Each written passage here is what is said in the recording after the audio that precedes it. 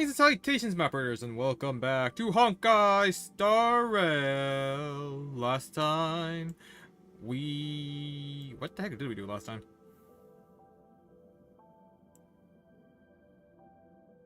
Huh. Oh, we were with, Ashvale. We learned that he was the former leader of the, Galaxy Rangers, La Mancha. We learned that Full Wish, a survivor of the previous games 15 years ago, is now, well, 1, starting a cult, 2, controls all media, and 3, making a world without pain? Like in the most literal sense? Like she turns off pain receptors in surgery? And people are agreeing to this? So yeah, we gotta stop her. Other than that, it is the 3rd anniversary, yes.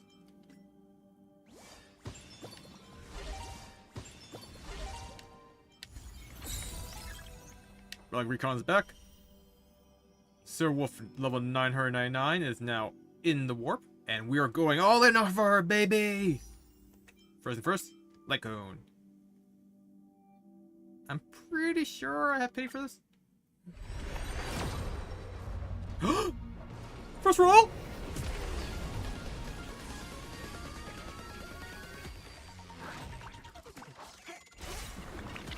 Wait, did I pay for this? What did I last roll? Lingering Tear? Data Bank? Indelible Promise? Poised to Bloom? Data Bank? Shout Home?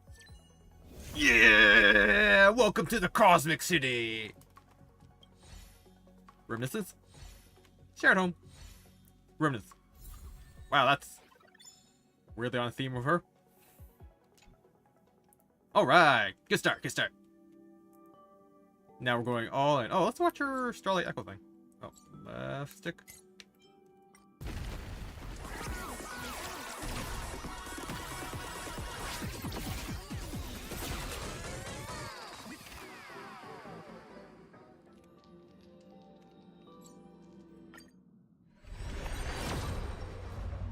Now, I definitely know I have pity for her, because I lost the 50 on Yao Gui's E1.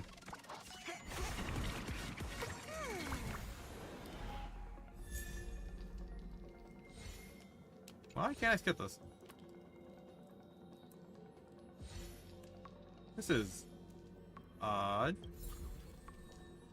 I got hook.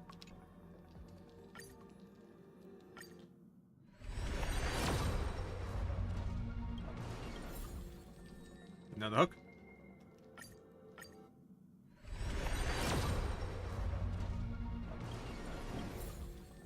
Another hook. Oh yeah. Also, Celestial Invitation got changed, so I put Silver Wolf into it.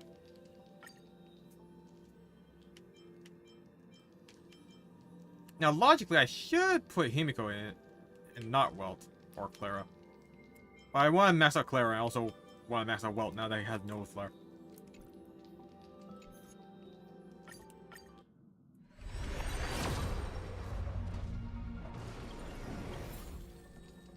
Shui. Okay, here's Silver Wolf. Silver number 1. Now, can we get a double?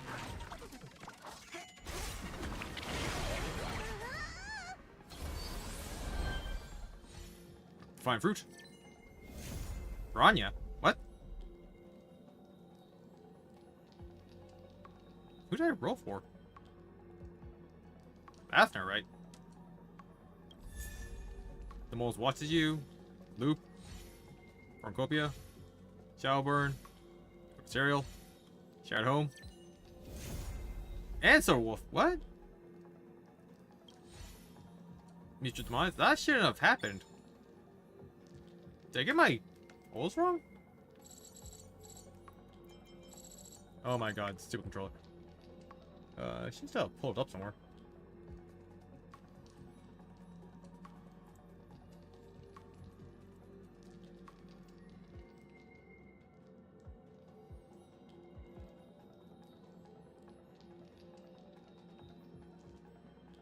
Oh no, I never got paid. I got a 35 and never hit E1.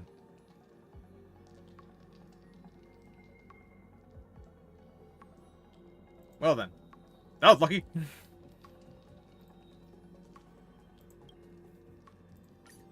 Alright, we got double bro on you. Let's show me that soul wolf.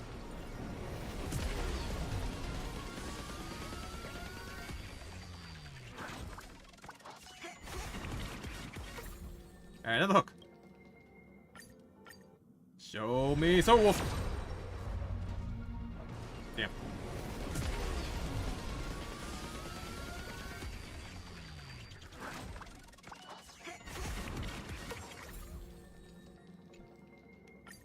How about a soul wolf?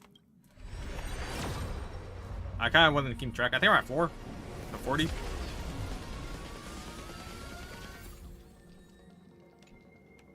Hitting 60. Show me soul wolf. Nope.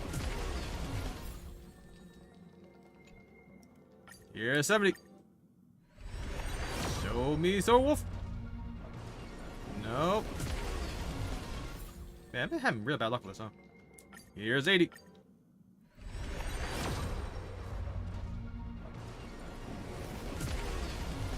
Huh. Did I miscount? Or am I just really having that bad luck?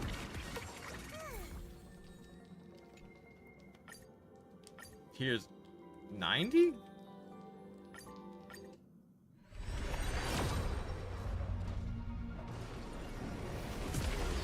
Oh yeah, I guess I just really miscounted because this is way too high.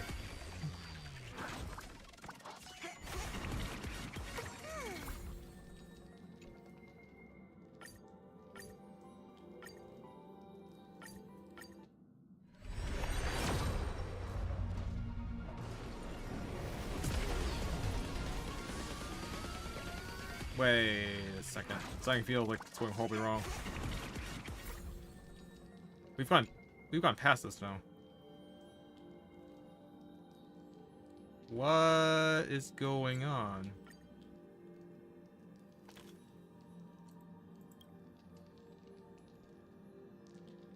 Oh wait, those only updates after 10 minutes. That's not helpful.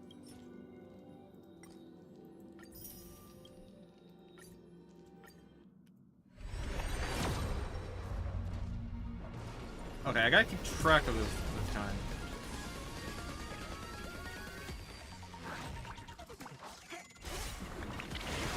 Wait, did I start 40? What the hell's wrong with me? Yes! E1. Arrows. Reminiscence. Can we get another double? Void. Loop. Throwing arrow. Gallagher. Chorus. After the Charmy Fall. Another Gallagher. So we're at 9. Here comes 19.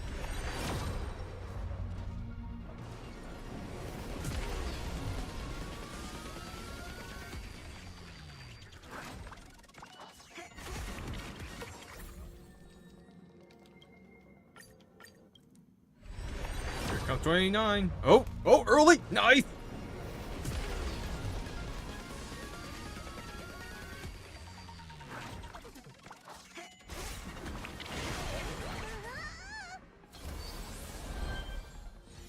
Chorus. Lingering Tear. Hidden Shadow. Pesky. Darting Arrow. Sneering. Lingering Tear. Sagacity. Loop. Yanqing! Alright, that's another gold for me. Well, he's early at least. He's zero at least. That's good. Oh, we're starting after 0, so this is 10.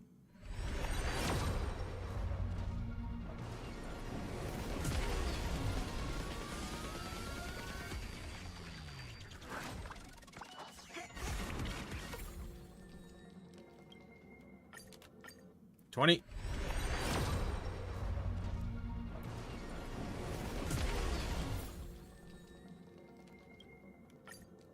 $30.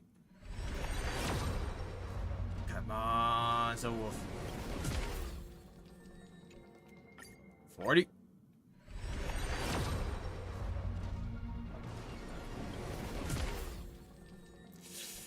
50.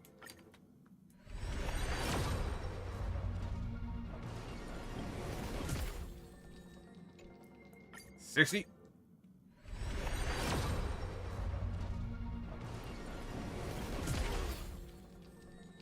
Soft pity, 70. Ah. 80. Okay, we're in the 80s. Not great. I mean, we're at 70-ish. Can we get a double? Can we get a double?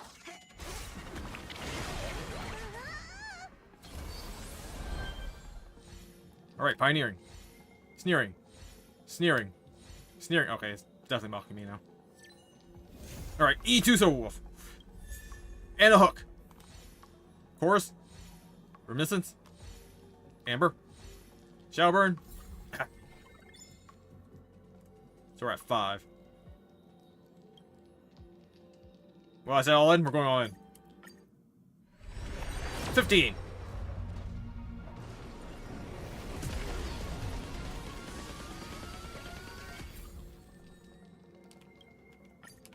25.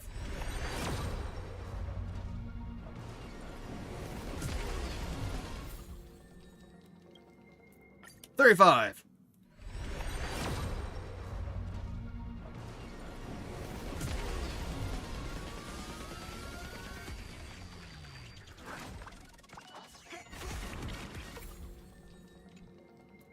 45. Another 45.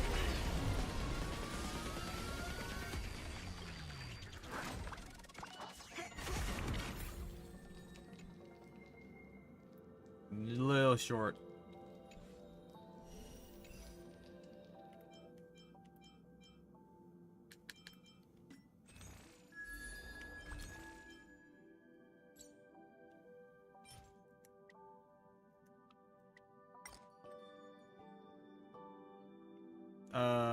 No, actually save something to share now so I can.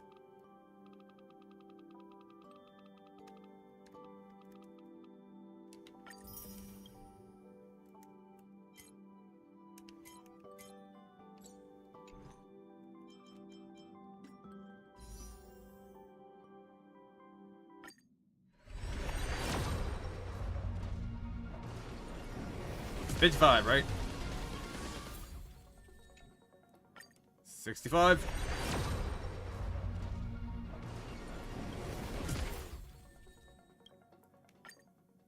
75. Alright, 75. Alright, let's see. Can I get double? Can I get double?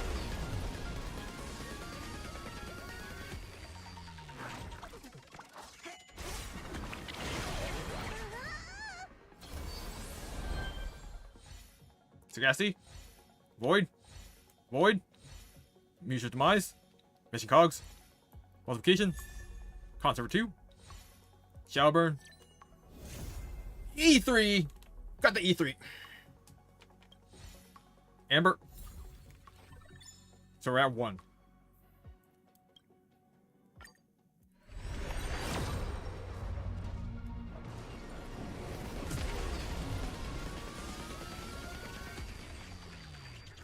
So this will be 11.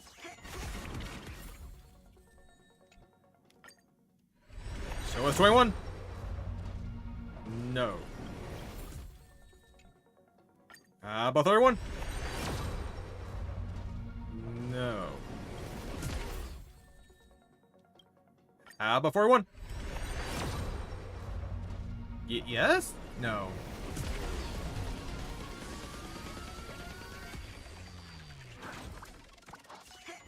Yeah, no. About 51. No. About 61. No.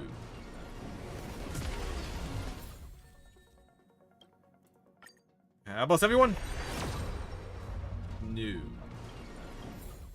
Ouch. Here's 81.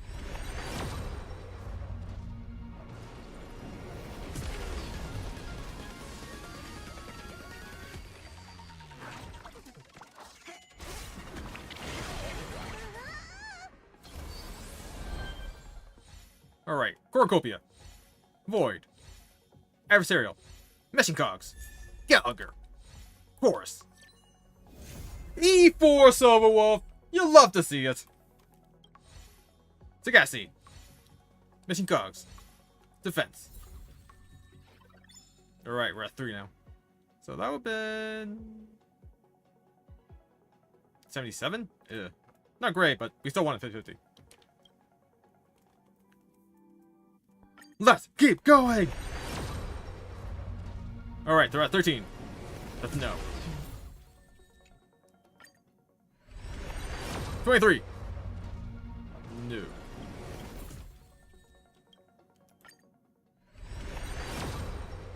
33. That's not going to work. Yes. 43. Let's go. Come on. No.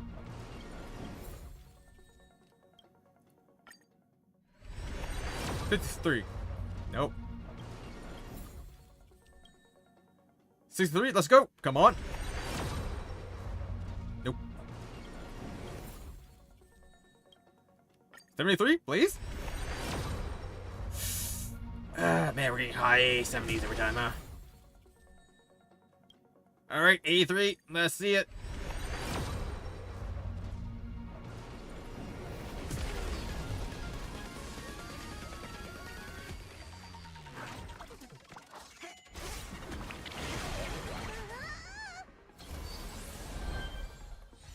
Alright, Pioneering. Pioneering. Amber. Living Tier. Loop. Yunli E1! I'm happy with that! Birth of Self. Chorus. Multiplication. Use Demise. Can I get a double? Alright, so we're at 4. 14! Show me, Sword Wolf! No.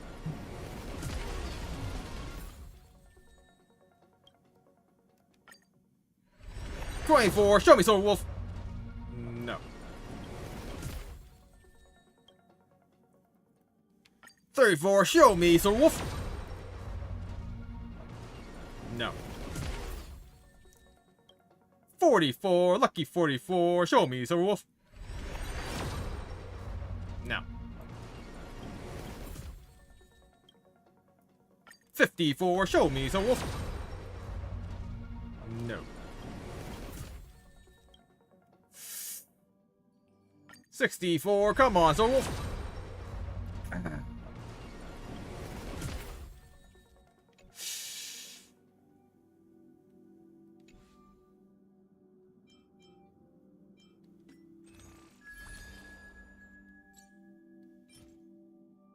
Wow, that's up 100.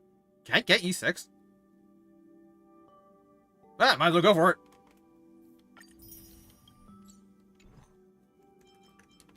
Aim for a pain for a pound, right, you guys?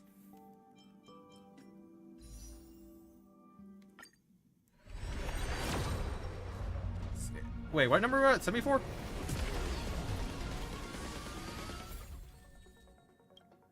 So it should be 84?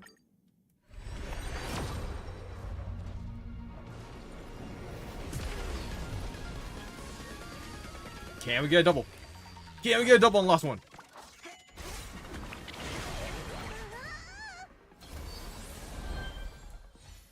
Pioneering. Silver Wolf! That'd be like 76, I think. Pinchao. Collapse the Sky. Loop. Multiplication. Pioneering.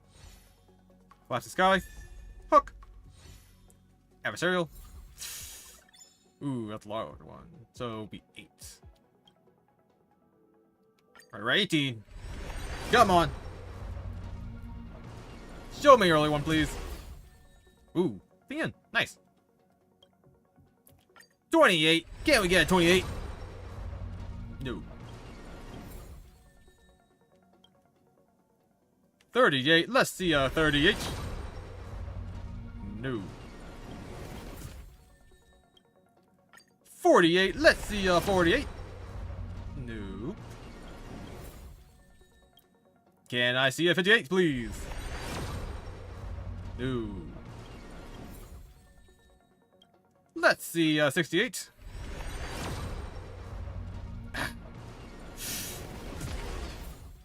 Here comes 78.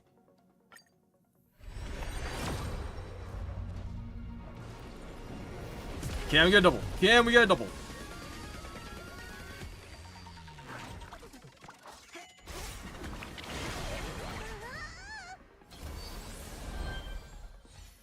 Void.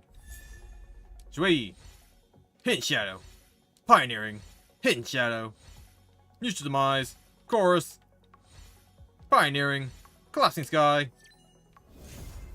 Fushuan E4. I'm good with that. Ooh, last one too. Nice. That's like all the old ones actually wanted. Yeah, I got 10 more. And here we go. Can we get a double? Can we get a double off the 10? Off the 10 rip. Come on, Pom Pom. Show me double wolf.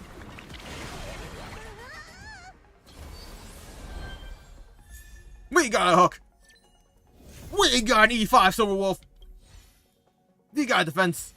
Lingering Tear. Arrows. Daring Arrow. Loop.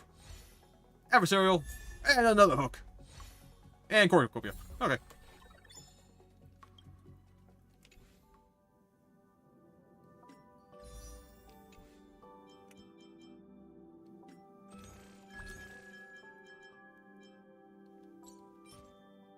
Oh, I need one.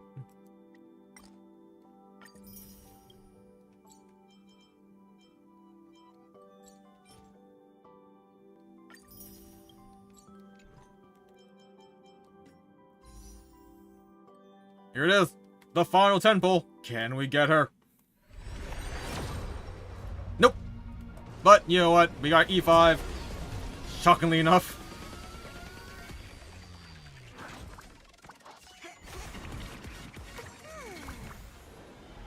And the final rule is Pioneering. Ember. Ember. Mutual Demise.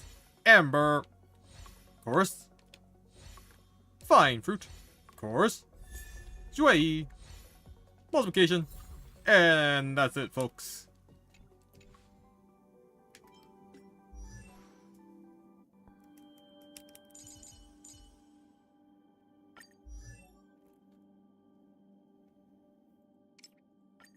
Let's get her leveled up. When are we gonna get the level up all button? She knows too much.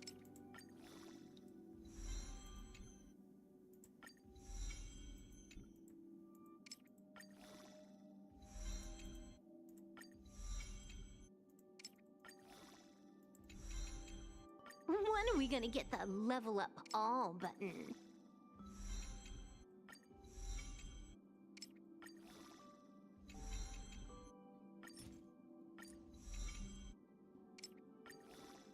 Now we can really have some fun. Hell yeah, girl.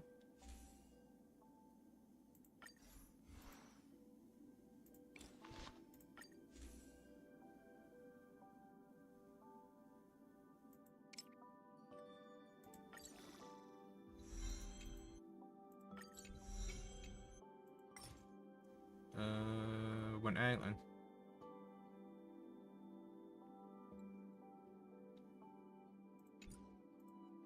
I think I still need to, like, upgrade the freaking... what you call it?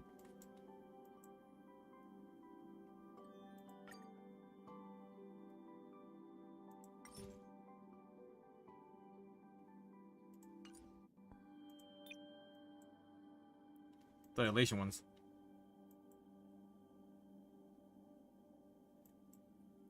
Which are... actually, do I think I need some...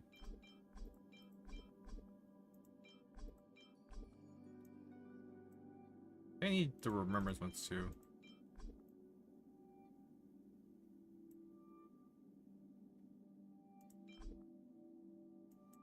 Oh. Dang, it's selected.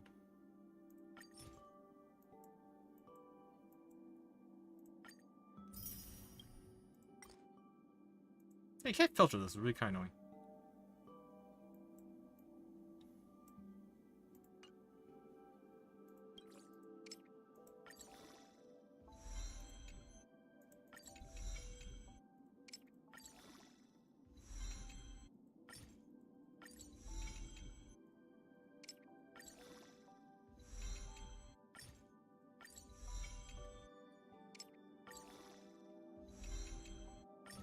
Man, thank God for those top-up bonuses.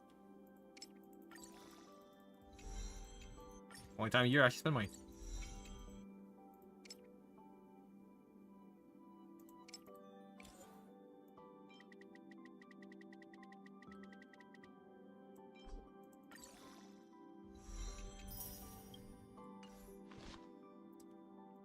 Okie dokie. That's maxed out. Let's max out her stuff here.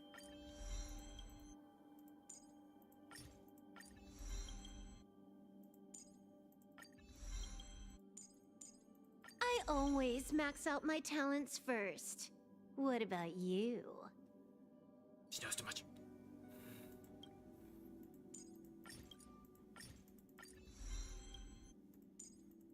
Personally, I always mess up the main stuff.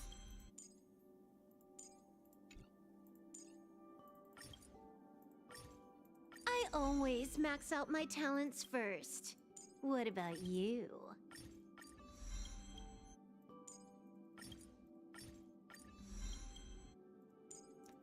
I can't wait to see how this bites me in the ass.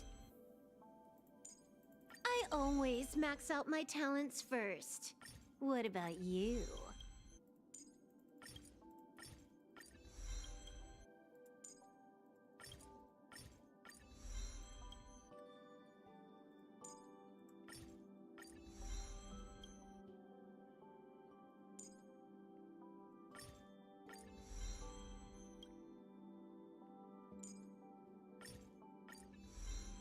Alright, next, Wolfie. As for relics, I don't really have anything yet. I think this was her best option that I had so far. The 5-speed one.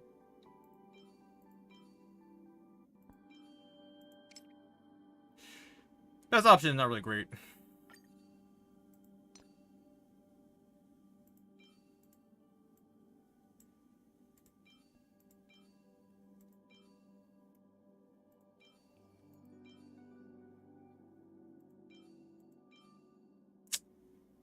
Yeah, I need better gloves. I might actually take this from Sparkle. Or Sparksy. Trade with this one. Oh, this is 4 and crit.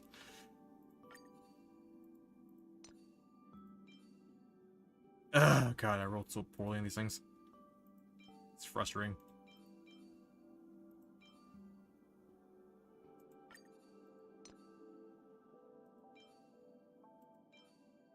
It's insane! They're like the same thing! This is just offensive.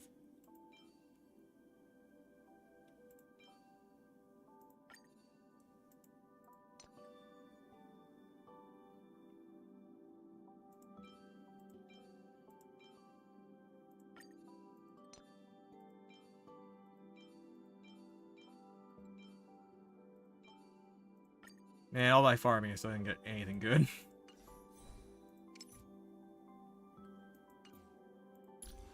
Alright. 184. Not hitting that 200 point, but we're getting there. Wait, I'm at E6? What? Awesome, but also confused? How did I miscount that bad? I thought I was only at E5. Well, that happened.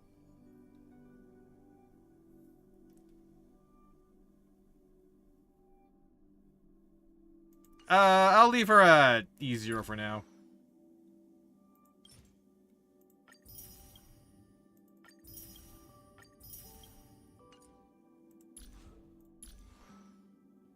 But yeah, I'm like really confused how that happened. I mean, I know I miscount a lot because I'm an idiot. Nah, I think it's because I'm dyslexic.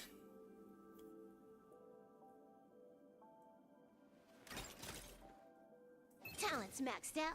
Firing on all cylinders.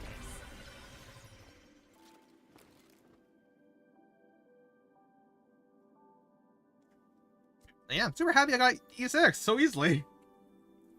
Especially because, the freaking worst case scenario is like, you spend like $2,000.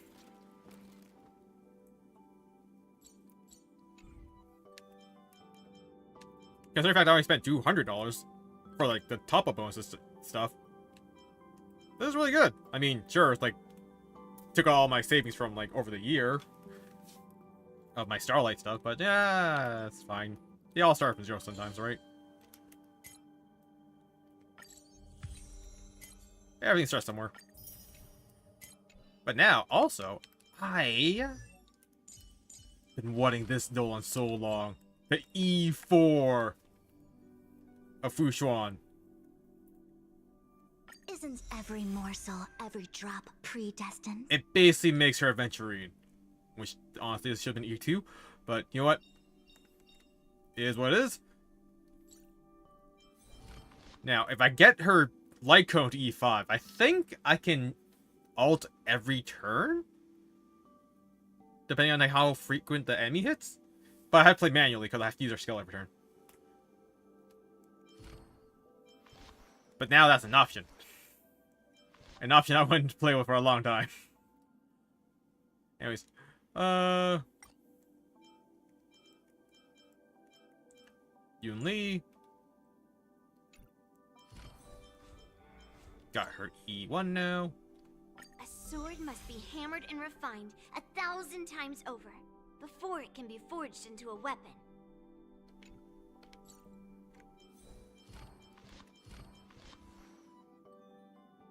Man, you better buff her. Pretty sure she should have like 5k attack. Anything else you worry about here?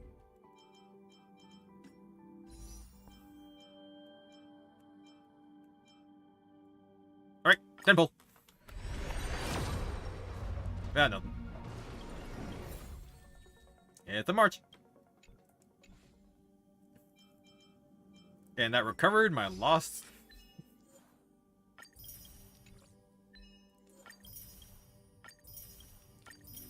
My lost one pull.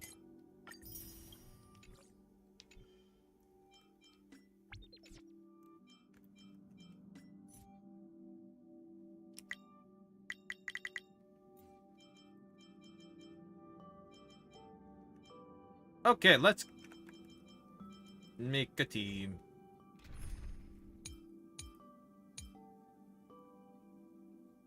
I guess we drop Tribby from this lineup then. Which kind of sucks because I like the action advance. Well, since you're here, how about we do a collab stream?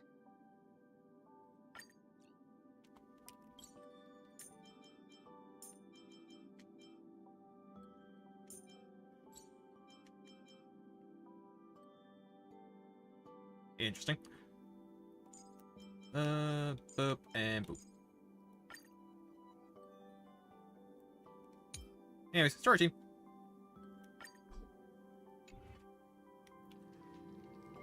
Let's go to the quest. Philosophy of the tourist. Huh? That winking moon up there in the sky. It just spoke. For real. Those eyes, without doubt, foretell something extraordinary. Recap time!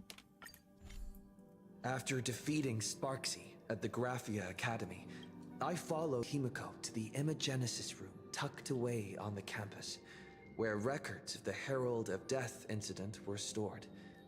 There, we ran into Himiko's father, Ryusuke, and the two parted on bad terms after the conversation. During a tour of the Express, the two put aside their differences temporarily. Afterward, we received an invitation from Pearl. She wanted to discuss a partnership with me as a fellow supplicant and invited me to visit her company, Perlux Corp. At Perlux Tower, we had a friendly spar with the superheroes, the Daybreak Squadron, and a tour of the Mechatron production process. Pearl suggested that we join forces and host an Astral Express-themed convention, Star Rail Fest, to lure out the remaining supplicants. Meanwhile, Pearl also ordered Detective Ashvale to look for leads on the new Herald of Death case. The detective's relentless pursuit eventually led him to his prime suspect, the charity organization known as the Research Society of Happy Smiles. Both Ashvale and Kuchiba witnessed the uncanny ability of Fulwish, president of the Smiles Society, to stir up a crowd. Realizing Fulwish was attempting to interfere in the Phantom Moon games, the two paid a visit to Ashvale's old acquaintance, Cinderborn of the Daybreak Squadron. During the conversation with Cinderborn, Ashvale sensed a deep, dark secret behind the happiness surgery that the Society offered to its members to erase their pain. On the day of the Star Rail Fest, we were invited to the exhibition as special guests. During our visit, we ran into the mysterious Evanesia again. She also happened to be a hardcore fan of the comic series The Fluffy, so we ended up exploring the festival dedicated to the Express together. However, as we passed through the Xianzhou Laofu exhibition area, the Daybreak warriors challenged us as supplicants. Their provocation was accompanied by a smear campaign against me from Fulwish TV.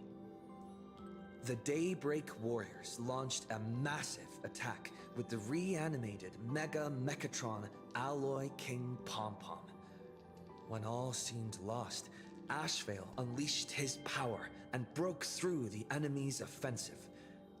However, he also tore open a fissure in space during the process, which took everyone down into an unknown abandoned station. The being hiding deep within the abandoned station stirred restlessly, twisting and ripping at space. Thankfully, Pearl was able to rescue us with her timely intervention. Little did we know, things were about to get worse with Ashvale's terrible revelation. The happiness surgery was actually implanting the flesh of abominations of abundance into Nice. Smiles Society members. All right, let's go.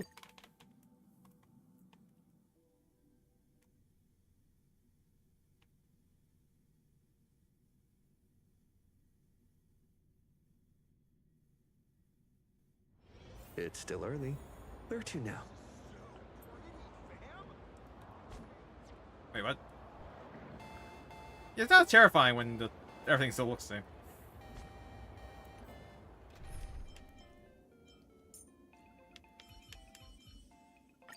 Well, since you're here,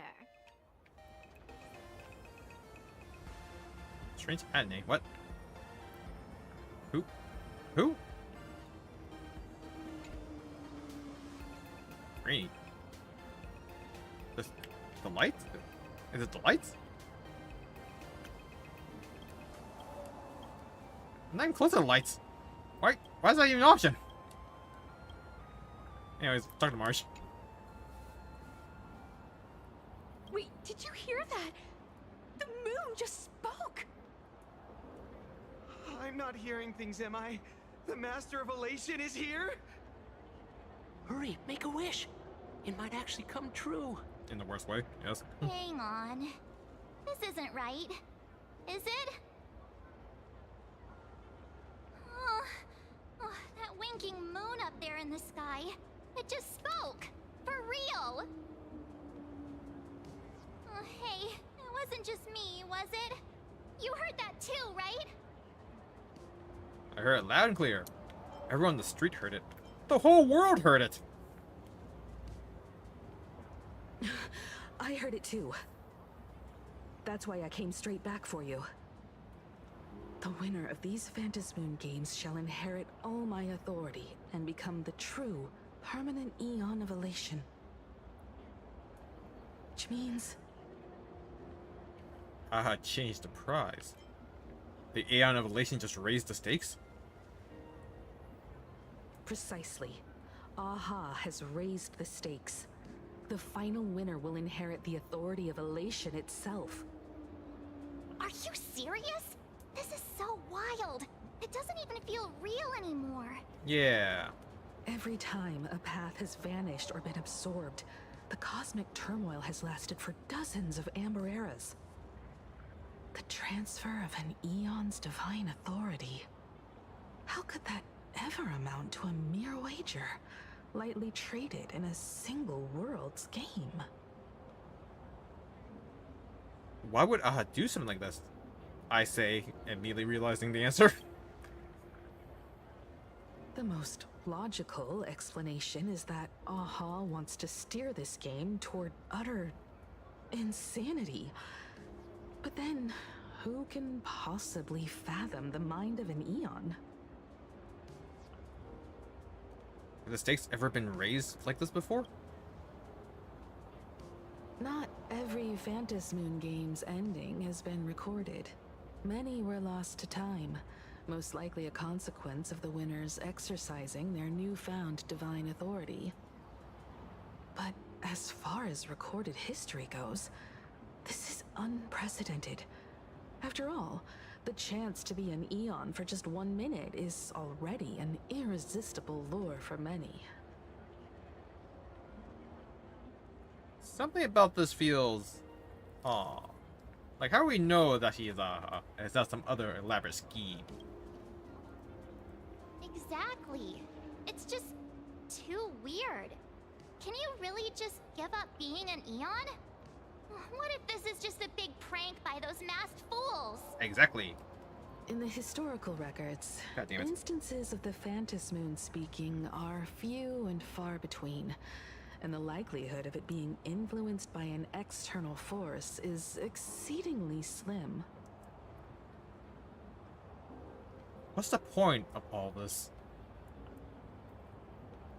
Basically, unless what the Phantom Moon said is some cruel joke or a play on words, once the games are over, a new god will be born.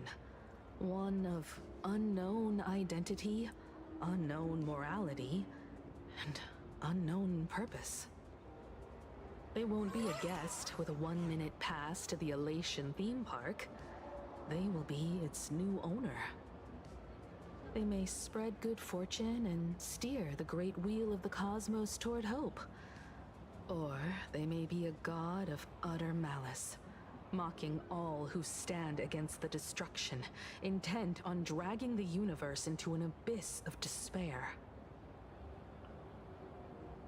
Maybe there's a silver lining here. The universe is headed for turmoil. Aha must have overheard my wish.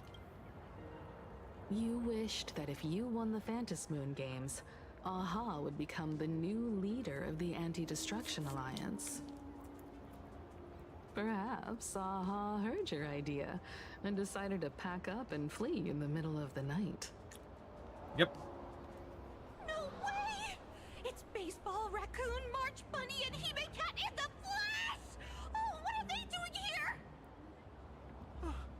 I couldn't even get a ticket to Star Rail Fest, and now I'm seeing them right here on the street. Whoa. Where did all these people come from? Hey, that declaration the Phantom Moon mentioned was about you, right? What are you gonna do? Got any kind of moon landing plans in the works?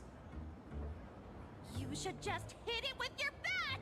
Send that thing spinning into a black hole at the edge of the cosmos! Don't we kinda need it? It's a bat, not a golf club. Why would I do that? Anyway, it's a bat, not a golf club. You smash anyone who stands in your way with that bat! Hell yeah, I do! The way they say it makes you sound like a supervillain. Hey, don't point that out. Uh-oh. You don't think that fight with the Daybreak Squadron made everyone turn on us, do you? Come on, isn't that basically your trademark?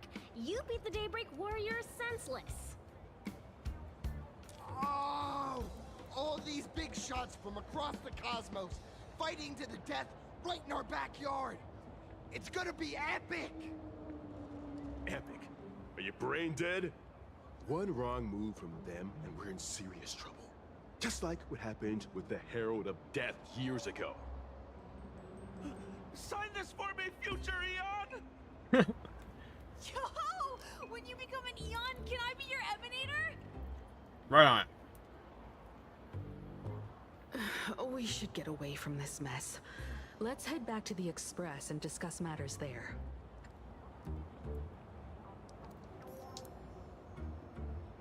A moment later, as you squeezed your way through the crowd.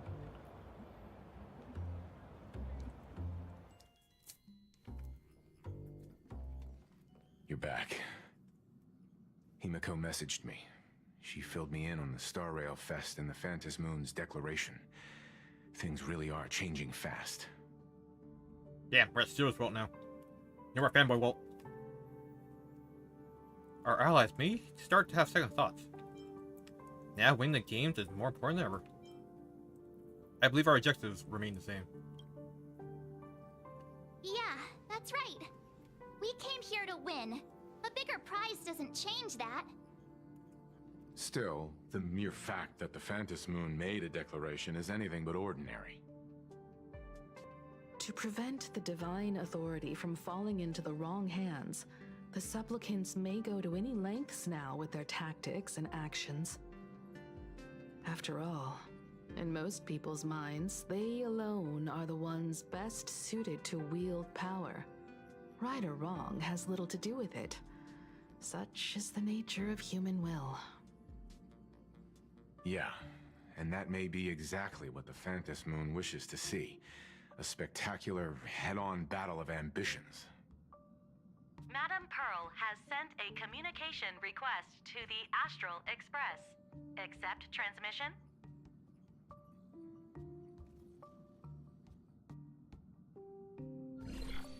It hasn't been long since we parted, and here I am disturbing you once more. My sincerest apologies. Please, there's no need to apologize. Given the urgency of this transmission, Madame Pearl, I assume you wish to discuss the Phantom Moon's recent declaration. Nothing manipulates people's emotions quite like that moon in the sky. A permanent handover of divine authority. It is unprecedented. I can't help but wonder whether some malicious presence lurks behind the Phantom Moon. Still, who else but the Elation themselves could wield such control over it? In any case, the Phantom Moon's speech has made the public realize that the power to create a god is in their hands. Their emotions, and perhaps even their wish power, are swelling to historic levels. The Department of Aberration Defense even detected a surge of agitation and unrest among the Imaginae.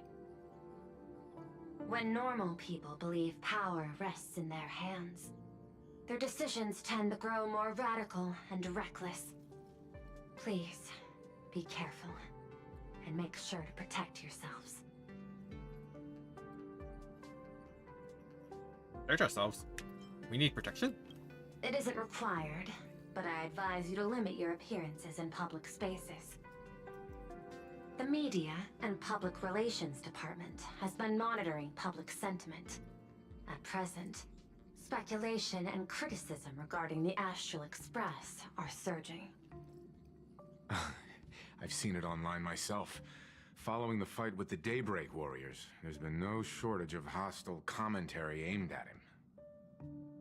A commentary program on TV has been claiming the Express's adventures are nothing but stories fabricated by the IPC. Many believe the Astral Express is oppressing the local heroes, and some even are speculating that he is the new Herald of Death. What the? What's wrong with these people? These narratives are undoubtedly being amplified by media platforms steered by Full Wish. I've received a report from the Security Bureau. They tell me that many fans of the Daybreak Squadron have been stirred up and are threatening retaliation against the Express. I'll reinforce security in case agitators attempt to storm the station. You can't control public opinion, can you? I can, but you overestimate what control really means. In the arena of public opinion, those who look strong are often the ones at a disadvantage. And besides, you'll be distancing yourself from us for a while. Isn't that right? That is accurate. We intend to scale back our public association for the time being. If it's confirmed that the Express is colluding with the IPC, its public image would only deteriorate further. Why don't we disclose what really happened in that fight? Regrettably, I cannot agree to this. Clarifying the facts amid a frenzy of public sentiment is like trying to quell boiling water by stirring it. It only fuels the flames. I don't think that's what happens. The happiness surgery causes recipients to undergo an abundance transformation. Disclosing such sensational information would probably be taken as a hoax, or trigger public panic. I will instruct the Department of Aberration Defense to verify the true mechanism behind the happiness surgery as soon as possible, and assess its potential impact. I strongly advise you to exercise restraint in front of the media. Even the smallest statement can be selectively edited and misrepresented. This is all Fullwish is doing. That much is certain. Still, given the current volatility of public sentiment, please exercise caution and self-control. I sincerely hope that the Phantom Moon's declaration will not disrupt the goodwill between us. A greater danger still stands before us. After listening to the declaration, who knows what extremes Fullwish might be driven to.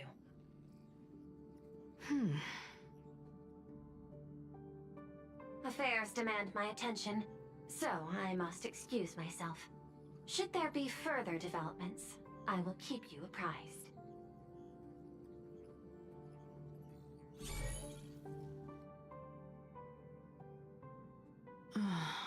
What do you make of the current situation? We need to take action and put a stop to Fullwish before things get even worse.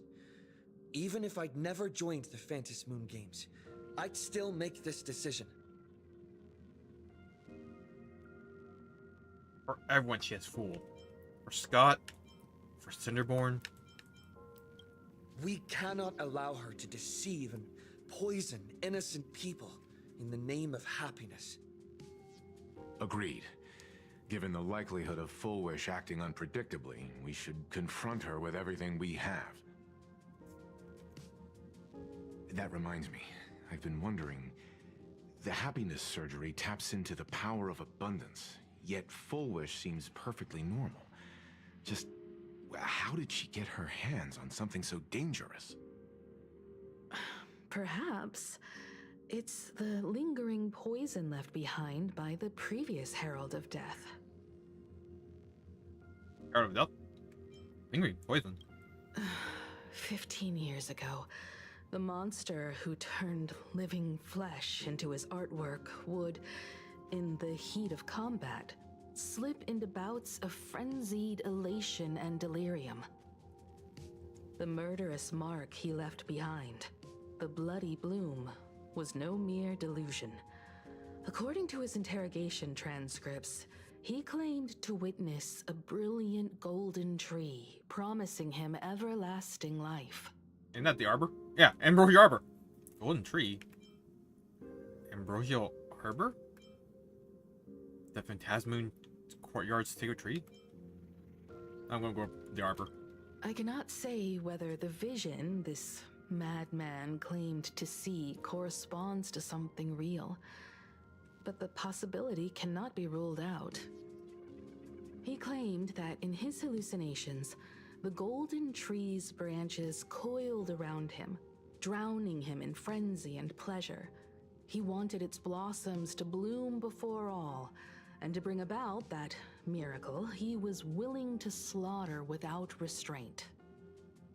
In hindsight, It's clear that the Herald of Death was a supplicant who bore the power of abundance. The tragedy he orchestrated in Plain Arcadia ultimately forged another version of himself. Full Wish. Right now, in Plain Arcadia, how many have undergone the happiness surgery and turned into potential abominations of abundance? It's a terrifying thought. Full Wish. What has happened to you over the years? Hiding behind these innocent people. What are you really trying to accomplish? I need more information about this junior of mine. I plan to head to Graphia Academy. Care to join me? If we're to investigate Full Wish, we need to examine the traces left behind from the Herald of Death incident that took place during the last Phantom Moon Games. The recollections of teachers and the student records sealed away by the school. We're bound to find a vital clue there. Let's find out everything about Full Wish. If you're set, let's get moving.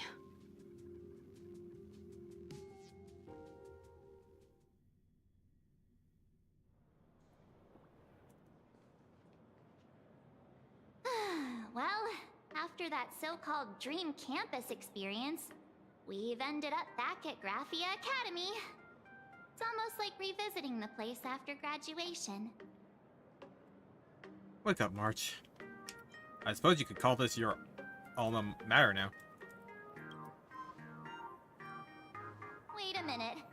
This nostalgia isn't an after effect of the Sparksy virus, right?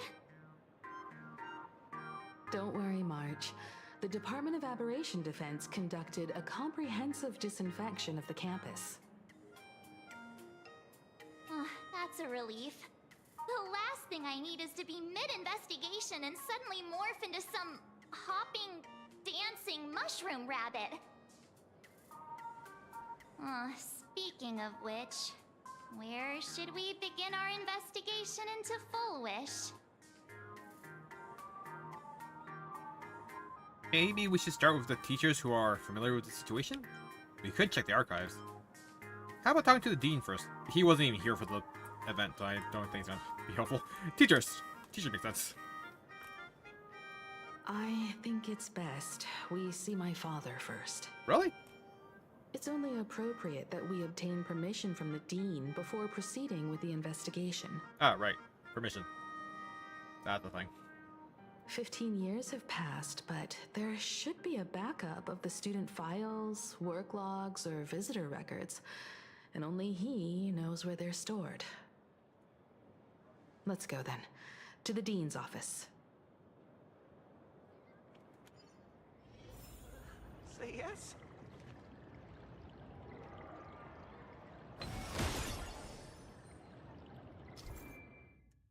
Gift of the Godspeed Chrome. Small items created by a certain mysterious hacker girl after hacking into Plancadia. Breaking them will go ding! And temporarily grant a movement speed buff, bonus, and combat buffs. Oh, and combat buffs.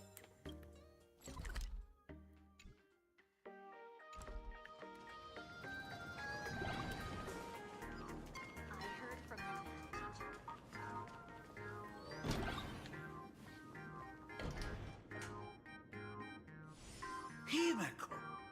There you are at last. The news said you got into a huge fight with those, what were they called? Warriors at the Floating Isle exhibition. And then you disappeared. Now, let me see. You're not hurt anywhere, are you? I sent you a dozen messages, and you didn't reply to a single one. Do you have any idea how worried I was? But seeing that you've come to tell me you're safe in person, I'll let this slide. If you're really so preoccupied, a message or a call would do, you know. Ah, it's you two. I saw you on the news as well. Valiantly fought, huh? These Megatron warriors don't know who they're messing with. To think they dare challenge my daughter's subordinates. Well, now it feels like we're the underlings of Warlord Himeko or something. In any case, I'll leave Himeko in your hands. Please try to keep her out of combat. Don't worry, I'm a great bodyguard. Of course, Grandpa. I got it, Grandpa. Stop, stop! Ugh, every time you and he get together, the conversation somehow drifts completely off course. I'm fine. I'm good. Your daughter's no porcelain doll. We came Not here anymore. to... I know. I understand. You didn't come as my daughter. Rather, I am currently speaking to the navigator of the Astral Express. But tell me, has there been progress on the new Herald of Death case? I wasn't expecting the questioning to come in rounds. In rounds? The Department of Aberration Defense also sent someone here before you. They inquired about Fulgur's. But regrettably, I truly don't know how to answer. On one hand, I wasn't here 15 years ago. On the other, she is still considered one of our school's distinguished alumni. I'm aware that you're involved in the investigation too. So, I compiled the pertinent documents ahead of time. I hope they'll be of use to you. Thank you, Mr. Ryusuke. Go ahead. The files are inside the archive room. Take whatever materials you need. Oh, right, about Full Wish. To be honest, it wasn't until the Herald of Death incident 15 years ago that I first learned her name. As the Dean, I should have met up with her more often and tried harder to soothe the wounds it left on her. But I just couldn't. Why? Do you really need all the details? The whole serving as a model example thing. I don't want to tarnish it completely. I knew it was a selfish thought. But I just couldn't help it. Back then, whenever I heard her name, I thought to myself, if someone was able to survive the incident, then why couldn't it have been my daughter?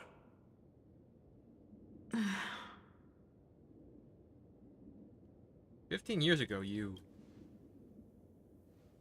15 years ago, I received a commission to paint a massive portrait for an elixir seeker chief on the planet of Goliath's Shepherd. They said he had an elixir that could cure countless diseases. By the time I came back, everything had changed. There had been a terrible accident on campus, and my daughter... Even though I knew my presence here wouldn't have changed anything. Because of that incident, I made a promise to never leave this world again during the Phantom Moon Games. That's why I immediately flew here when I heard about the full Phantom Moon. But, once again, I was too late. And the supplicant called Sparksy had turned the campus upside down. It's all right. You can leave the crisis solving to the Nameless. You're right about that. Yet oddly, once Sparksy stirred up all that chaos, applications to the school soared to an all-time high. Times we live in are increasingly beyond my comprehension. We won't take up any more of your time, then. You're always welcome. Other than the archive room, you could also try talking to Miss Dolly. She's the longest-serving faculty member here and likely knows the most. Then we'll try the archive room. Let's go, you two.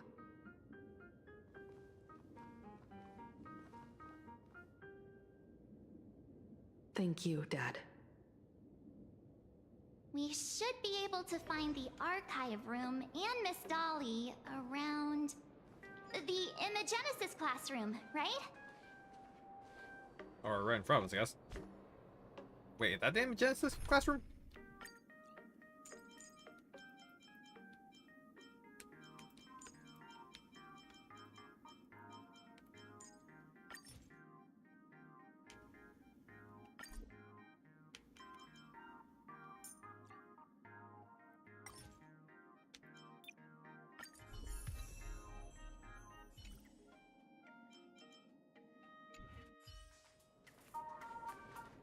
Please stay tuned.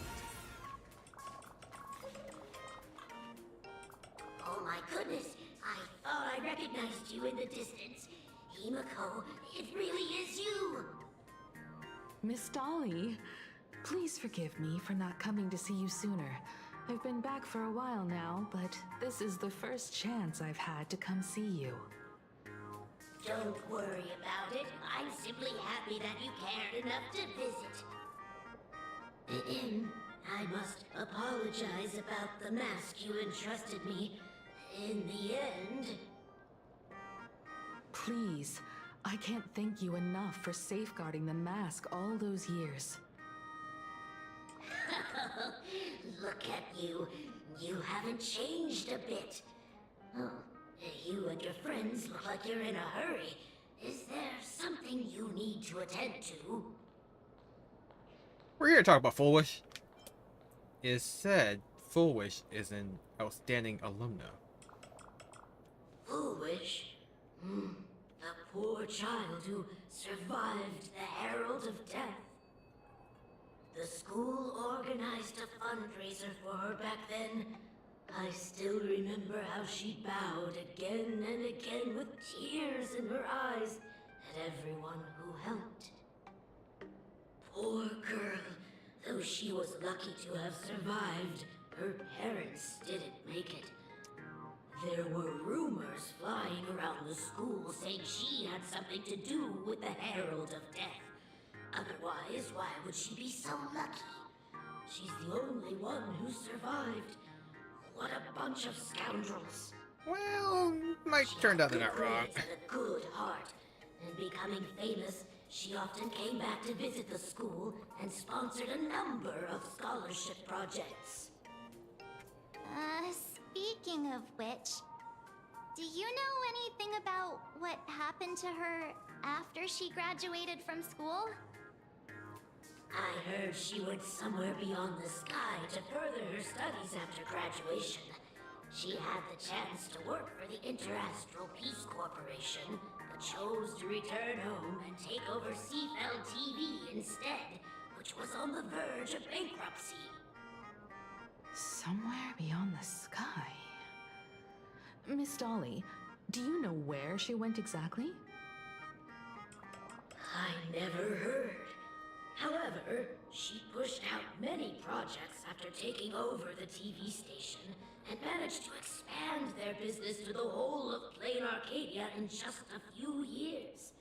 That is all I know. Thank you, Ms. Dolly, for your intel.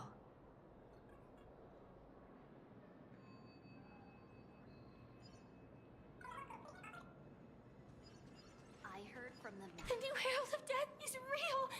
They say he came back to life and was responsible for what happened in Dovebrook. He's not coming here to kill again. Is he? Maybe we should ask for leave and stay home until this blows over? What are you, scared? If he really comes, I'm live streaming the whole thing and getting all the clout for it. Who needs leave after that? I'll just quit school altogether.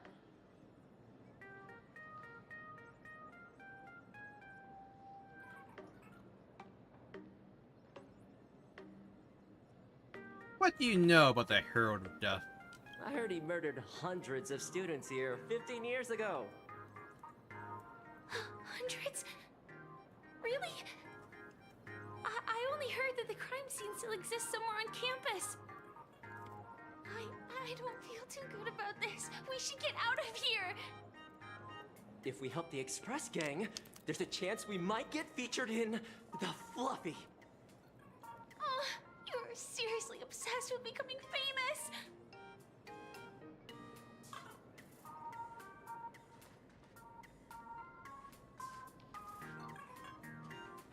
The fitness club is open for new members.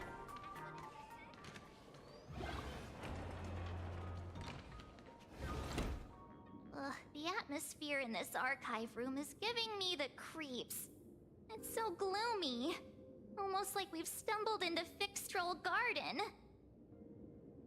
It was like this 15 years ago as well. The archives tracked all academic results. Near the final exams, students dissatisfied with their abilities often poured their frustration into painting unsettling things. There's a lot of data stored here. Aside from what my father organized for us, let's explore the other areas as well. If possible, keep an eye out for clues regarding Full Wish's life after graduation. She returned to her alma mater frequently, so there must be records of her visits. Dabbling in technology related to the abundance. Where exactly did she acquire it? Perhaps her past holds a clue.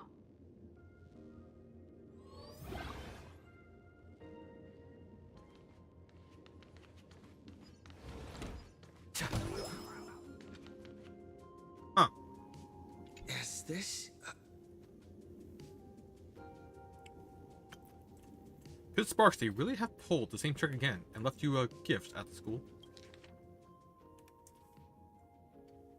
Tag on the Sparkle Doll. Confiscated from the Sparksy fan club unauthorized late night gathering. Date of confiscation? Redacted. Confiscated item. Sparkle plushie. Reason for confiscation.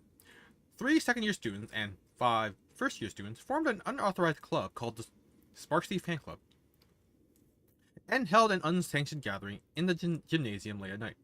Club members wore bizarre costumes, waving glow sticks, and chanted, "Destroy the old model," and Sparksicle forever, all while surrounding the doll. The continuous noise resulted in a night patrol teacher suffering a sudden seizure and requiring emergency medical aid. Disposal method stored in the archive room to be returned upon graduation. Wow. Did they really have to put this here?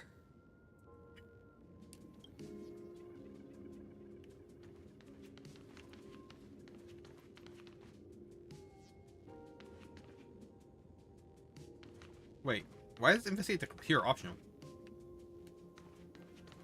Open up! Detective March 7th is on the case, so spill the beans. How much do you know about what happened 15 years ago? You've got the wrong guy, I swear. I'm just an innocent, cursed imaginary. I can't even move from this spot. I don't know anything. Rivet. The dean ordered me to dig up whatever materials I could find for you all to read.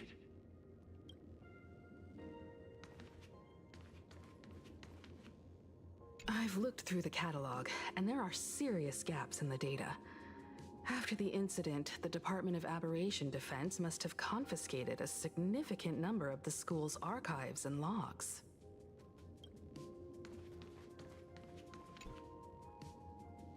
A computer that's probably older than you, living out its golden years on this desk. Search Foolish. Renowned entrepreneur Foolish visits school recently. Foolish warmly shakes hands with students. What did they take away from the speech? Here's what these 3 students had to say. There are so many press releases here. Let's scroll down a bit. Renowned entrepreneur Foolish donates scholarship. School makes first appearance in Foolish TV's annual university rankings. Foolish TV covers our school's anniversary celebration once again. Scroll to the earliest record. The school's annual Distinguished Students Register from 1982 to 1984. For 3 consecutive years, first place was always Foolish. Search for the Hero of Death. Notice was found for your search. The search page slaps the black text on a white background right in your face. The IPC has severed all channels of intel with its iron grip. Hardly a surprise. Search Himiko. Formal caution regarding a student's non-compliant hairstyle. Disciplinary action concerning a student's involvement in 3 food poisoning cases. Disciplinary notice for a student's involvement in a physical altercation.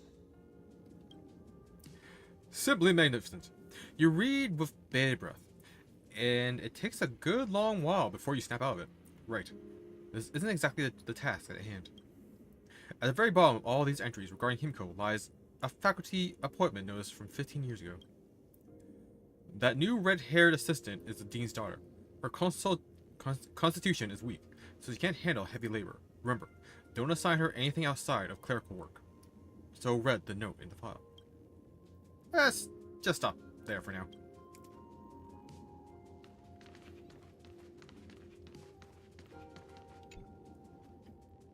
A poster, jarringly out of place, has appeared on the archive room's blackboard.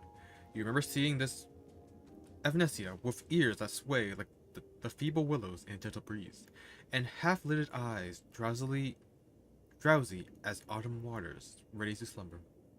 And that faithful encounter. You also remember her leading you by the hand to the Phantasmoon courtyard, the ceremonial heart of the so-called Phantasmoon Games. She called you the protagonist. Maybe being the protagonist means you get to visit the courtyard again. Makes sense, right? I just want to check out the painting of Amnesia. You gaze at the pink-haired girl in the painting, rendered in meticulous brushwork with delicate colors and an ethereal beauty. Her figure turns slightly to the side, as if a gentle breeze is flowing past, her garments rippling softly. You can't help but imagine yourself in her shoes. What could she be thinking right now? Fluffy cross blue.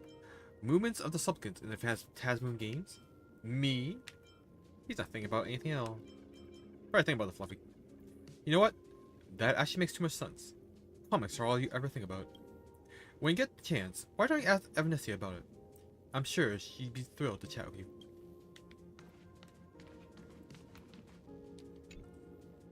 The label of this cabinet reads, Alumni Yearbook. In which year did Fullwish graduate? You seem to remember you obtained the information from somewhere. Recall deeper. Sometimes, a little deduction is sufficient to make up for missing memories. It is currently year 1999. In the Plan Arcadian calendar, the Herald Death incident took place 15 years ago. I remember all along. The year Fullwish graduated is... It'll be A4, but let's see what's going on in A2.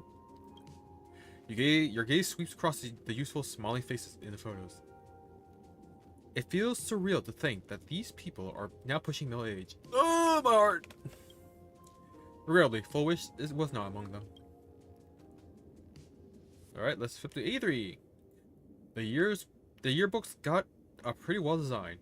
Everyone in the graduation photos dressed like they raided a costume shop, and some genius even brought their illegal imaginary creations for the group shot.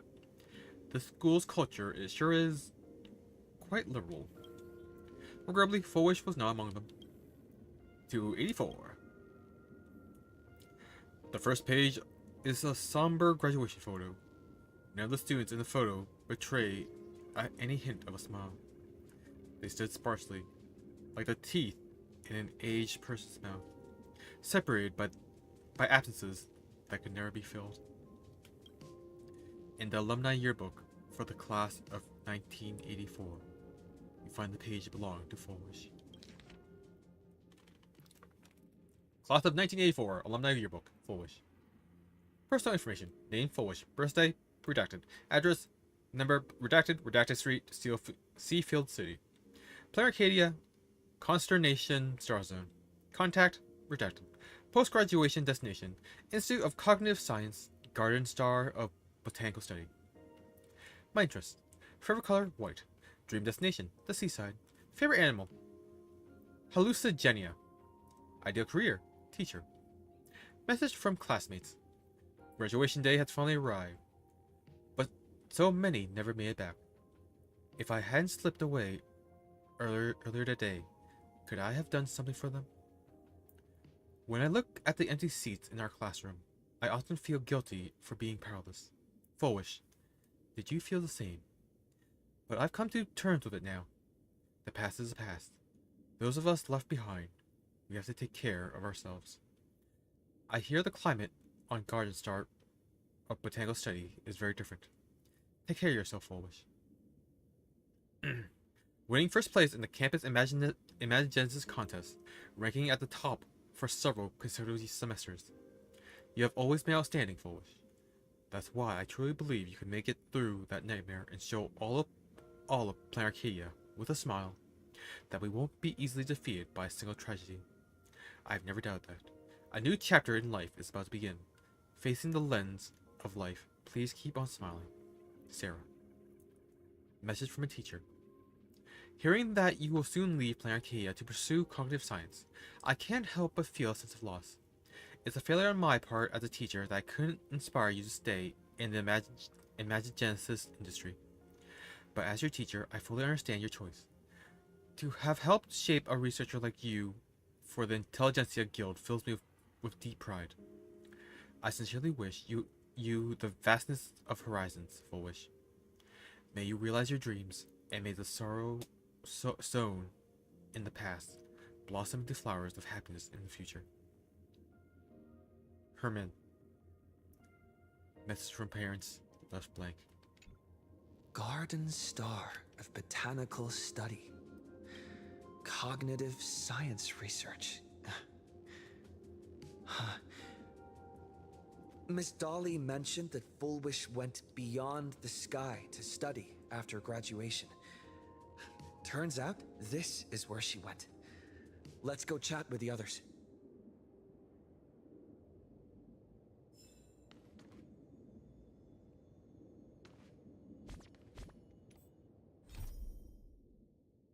In the shadow of the millennium. Photo after photo, memory after memory. Are you starting to miss your school days too? Wake up. That's just more false memories sparsely planted in Phantasmoon games. Better focus on gathering intel about Full Wish for now.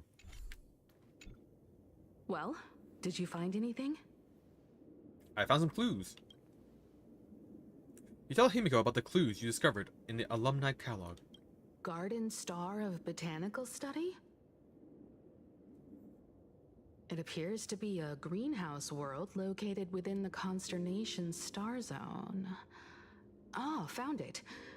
Its property ownership is registered under a specific school within the Intelligentsia Guild. Strange. The name of the school is encrypted. I've heard conspiracy theories claiming the Herald of Death from 15 years ago was actually someone from the IPC. Given the great lengths the IPC went to in wiping away all traces after the incident, perhaps the rumors are true. Full Wish was hurt by the Herald of Death. Yet after studying in an institution funded by the IPC, she became a suspect in the new Herald of Death incident. As expected, it always comes back to the IPC. Is that where Full Wish obtained the technology of the Abundance? I'm just gonna say it goes back to the IPC, because they made the wolf mechs. So, they're definitely messing with the Abundance technologies. I know the guys from the Strategic Investment Department have been nice to us, but whenever something bad goes down in the cosmos, the first thing everyone thinks is the IPC did it, right? Himeko? Do you think Pearl might be planning something nasty for this Phantasmoon games too? As a member of the IPC, Pearl clearly won't reveal everything she knows to us. However, I'm inclined to believe she bears us no ill will. After all, the crisis Full Wish might be plotting would completely overturn the IPC's order here, and that would serve her no benefit. I'm more inclined to think that after witnessing the power of the Herald of Death, she resolved to uncover the truth behind it. That's why she went to another world to study after graduation. But is the knowledge she gained in just a few short years enough to create the happiness surgery? If the power of the abundance used in the happiness surgery stems from the Herald of Death's lingering poison, would the IPC, who have tried to hide this in every way possible, really be unaware of her actions? There are too many things here that an ordinary scholar simply couldn't achieve. Perhaps I should contact her as a fellow alumna and have an open, honest talk. Contact Full Wish as her senior? After all this time, would she even want to see you? I don't know. How did you meet her? Can you tell us about the Full Wish you knew? Back then, I had taken a leave of absence from university due to health issues. So I was doing some idle work at my father's school to clear my mind. Full Wish would occasionally run to the library to slack off. She and Belle always appeared together, helping me organize newspaper clippings and library cards, all while chattering on about classmates' crushes and the latest gossip. They didn't treat me like a patient who needed special care, nor did they treat me like the dean's daughter.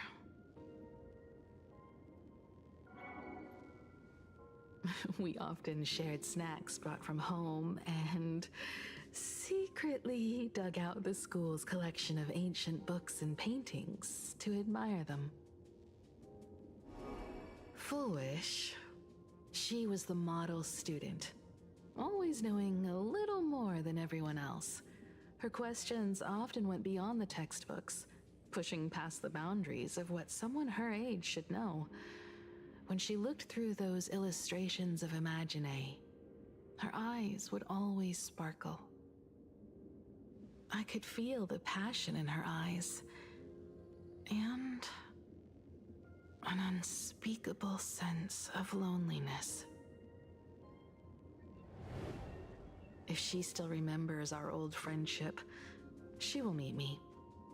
Full Wish is walking a dangerous path right now, and the deeper someone walks into the abyss, the more they crave the recognition and understanding of old friends.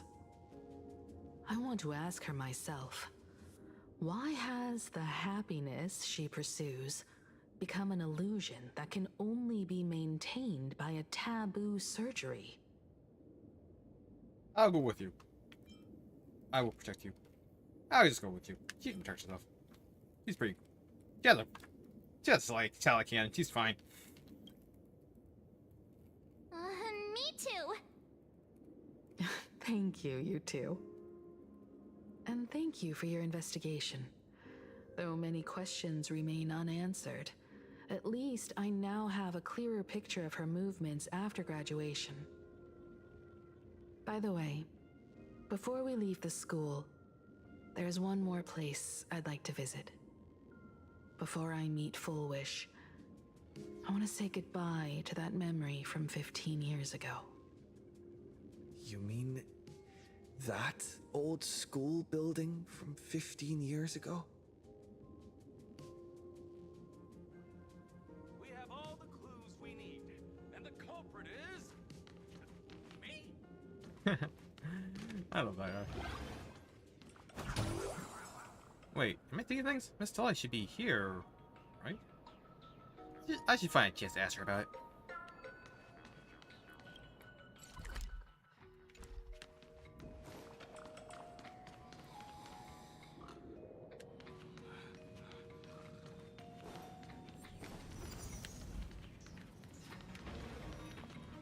Huh.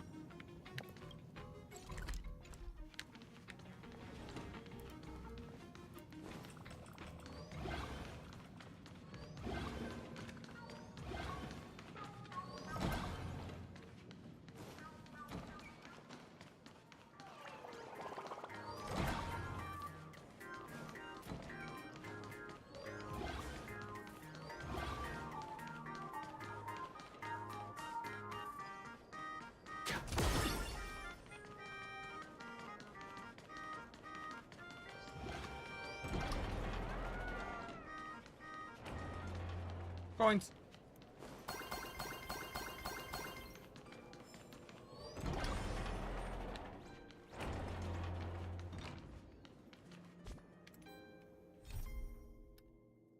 A tragedy like that occurred at the old school building from 15 years ago.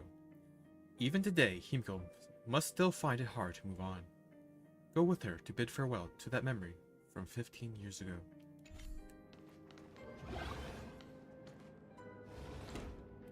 I'm so sorry. I just couldn't finish tidying up the ribbons, and now I've dragged you into staying this late. Don't worry about it, Belle. It was my turn on duty today anyway. Himiko? Is this? Yes. In this imaginated classroom, the after images of the students from 15 years ago still linger in their original places. Tomorrow is the school anniversary. I wonder how lively it will be. They've invited parents here. Will your parents be coming?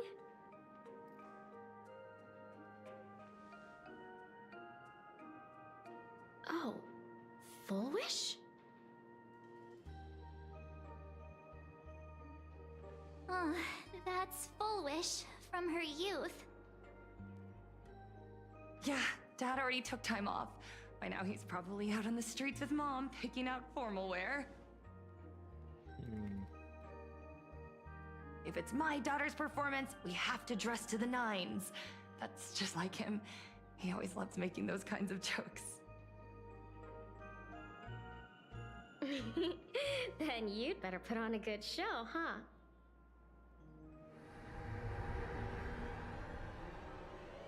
There won't be a show anymore, Belle. Wait, that actually her? Because unexpected guests have arrived. Everyone from the Astral Express and Himiko. I didn't expect to meet you here. Did you enjoy yourselves at Star Rail Fest? Did you grant those smiling kids their wishes and bring joy to everyone? Full Wish. Himiko, you recognized me at just a glance. Full Wish. What are you doing here? I am here to mourn that dusk from 15 years ago.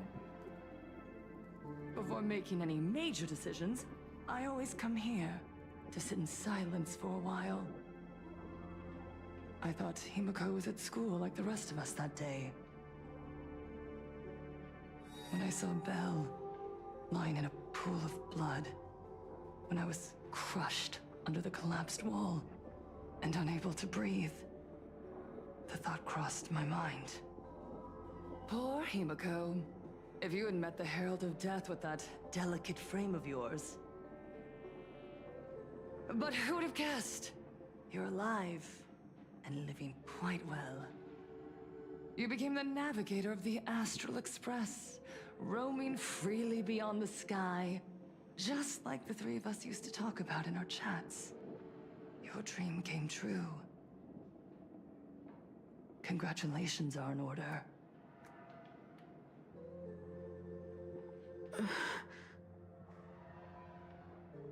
Himiko, do you know 15 years have passed? And my wounds have mostly healed. Regrettably, there are some scars and emptiness that time can never heal. Look around. Even here, even with these phantoms, their seats are still empty. Belle, Leon, Ziania, Mia, and so many others. 15 years have passed, and I've learned that time isn't a cure. It's a shroud, binding itself around me, layer upon layer. So I made a decision. I'm going to tear it open. I'm going to let everything bloody and unforgettable beneath it see the light of day again. See the light of day? You were a victim of the Herald of Death, only to become the second Herald of Death yourself? You intend to use a power you can't possibly comprehend to win the Phantasmoon games. How are you any different from that monster back then? From the monster that took your parents' lives?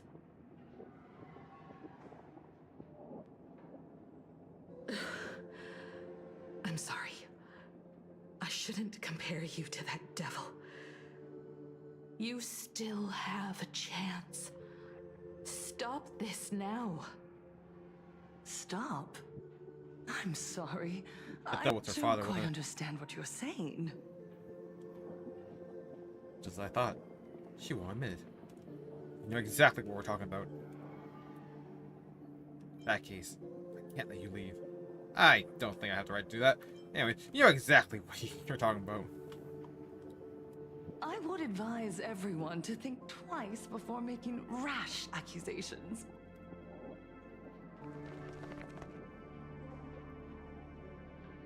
As a media professional, let me give you a piece of advice. From now on, when you're in front of a camera lens, watch your expressions and be cautious with your words and actions. At the very least, try not to look so flustered during this public exchange. We live in a world where we are constantly gazed upon and watched by others. This camera crew was originally prepared for my upcoming speech, but meeting you all here, it really adds a wonderful dramatic flair. To the audience watching from your screens, you know my name, and I know that right now, you are watching me. 15 years ago, with the tacit approval of the IPC and the Arcadia Council, the Master of Elation's divine ritual degenerated into a barbaric, bloody game. You and I, the residents of this Arcadia, surrendered a lifetime of dignity, wealth, and time to them. All in exchange for a single full meal. We are surrounded by bizarre entertainment and stimulating gore. We soak all day in shallow, boring programs, achieving nothing. And now, we must live in fear of the unscrupulous atrocities of these supplicants from beyond the sky, forcing smiles as we applaud and cheer for them. Is this the happiness the god promised us? I don't think he promised you that. No! Absolutely not! The Master of Elation would never be deceived by miracles, but with pain and blood. What they desire to see are heartfelt smiles. And so, they granted me a revelation.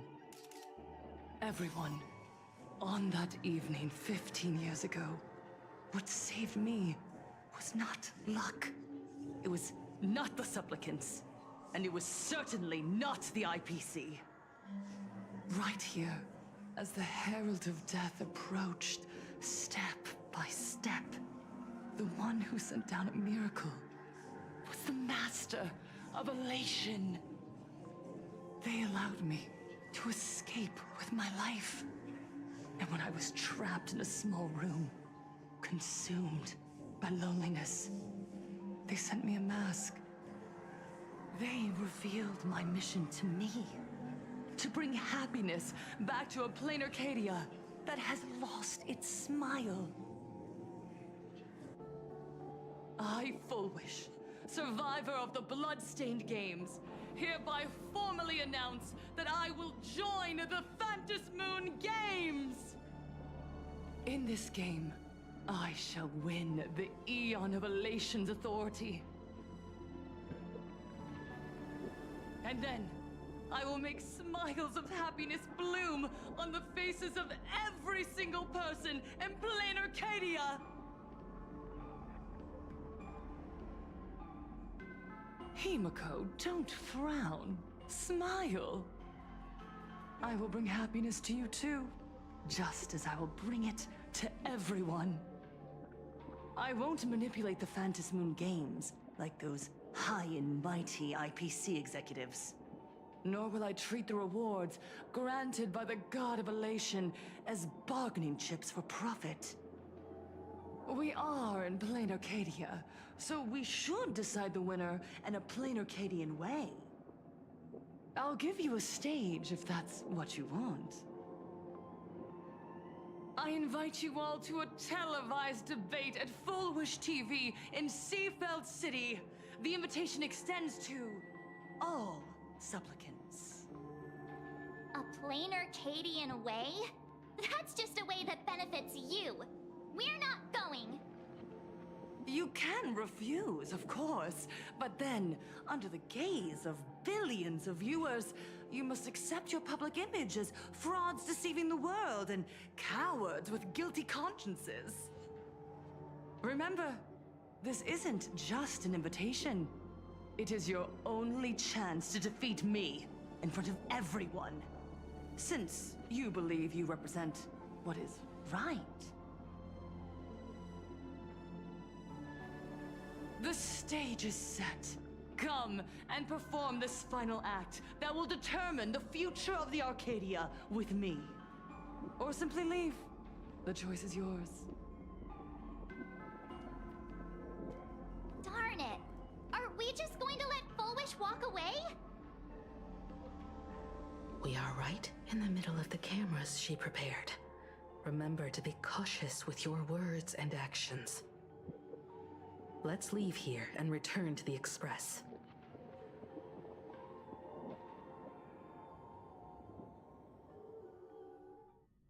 Hello, everyone, and welcome back to the Arcadian Morning Report. We're continuing our exclusive coverage. Just moments ago, we received some shocking news. The head of our station, Lady Foolwish, has officially announced that she will be entering the Phantom Moon Games as a supplicant. At the same time, Lady Foolwish has announced a blockbuster special! The end of a century TV debate! She's inviting supplicants to the Foolwish TV studio to discuss and debate the topic, what kind of future will the Phantom Moon Games bring to this world? What a magnificent topic! At a time when supplicants from beyond the sky are brazenly suppressing and insulting our local heroes, finally, a supplicant has appeared who truly cares about and represents the citizens of Plain Arcadia. Too true! Ever since these Phantom Moon Games began, signs of things spiraling out of control have been popping up everywhere.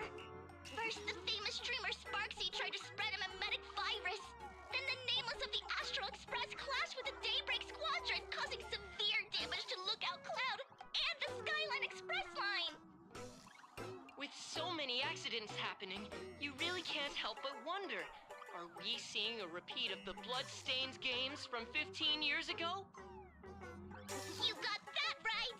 Speaking of the Bloodstained games 15 years ago, Miss Foolwish herself was a survivor of that tragedy. She's come such a long way, never once letting her painful past keep her down.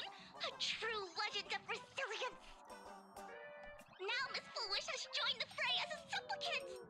She must be here to stop the tragedy from repeating itself and to reclaim the peaceful days this world deserves from the hands of supplicants from beyond the sky. Will she be able to shoulder the wishes of all Plain Arcadia and set this game right again after it spiraled out of control? Let's wait and see. Ugh, so shameless. Reporting news about your own station director on your own TV station, and you still have the gall to pretend you've received some shocking news? Don't you guys talk to each other internally? I see. Fullwish actively issued a challenge. I ran a search. Seafeld City is a port town neighboring Duo-Mention City. Fullwish TV's predecessor, Seafeld TV, is located there. Looking at it this way, the televised debate is obviously nothing more than a diversion. What Fullwish wants most is for us to walk right into the trap she's prepared. So, what do you think? After challenge, I won't back down. You're really going to the TV station to fight her? I mean, you fought gods. Like, I'll go. But not to debate. I'm going to tear off her mask of happiness in front of the entire audience. But before we act, I need more help. Help? We can all help you. Wait, do you mean... Sunday. Sparksy! Sunday! Ah, ever since Sunday was dragged into the Phantom Moon Games by Yao Guang, he hasn't returned for days. However, I haven't heard of him making any public appearances either. Asking him to cooperate as a wildcard right now is a good idea. But what's the deal with finding Sparksy? Whether Sparksy counts as our ally is a massive question mark. But right now, there is indeed something we need her help with.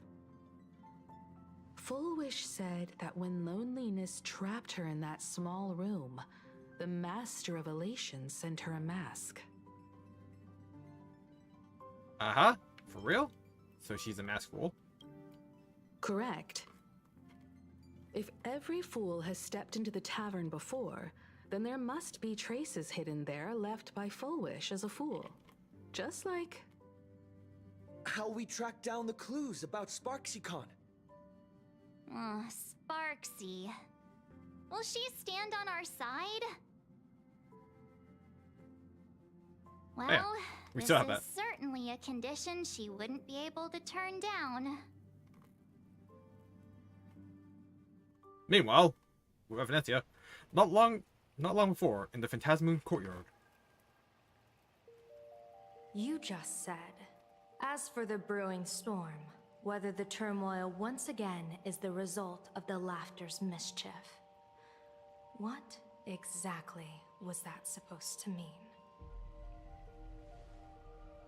You mean to say the Joy Seeker wants to destroy the very rules they laid down? The game they wove with their own hand?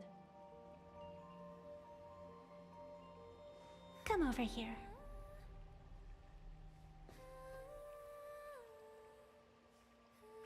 This fox mask is a ritual instrument I once used in dance and music.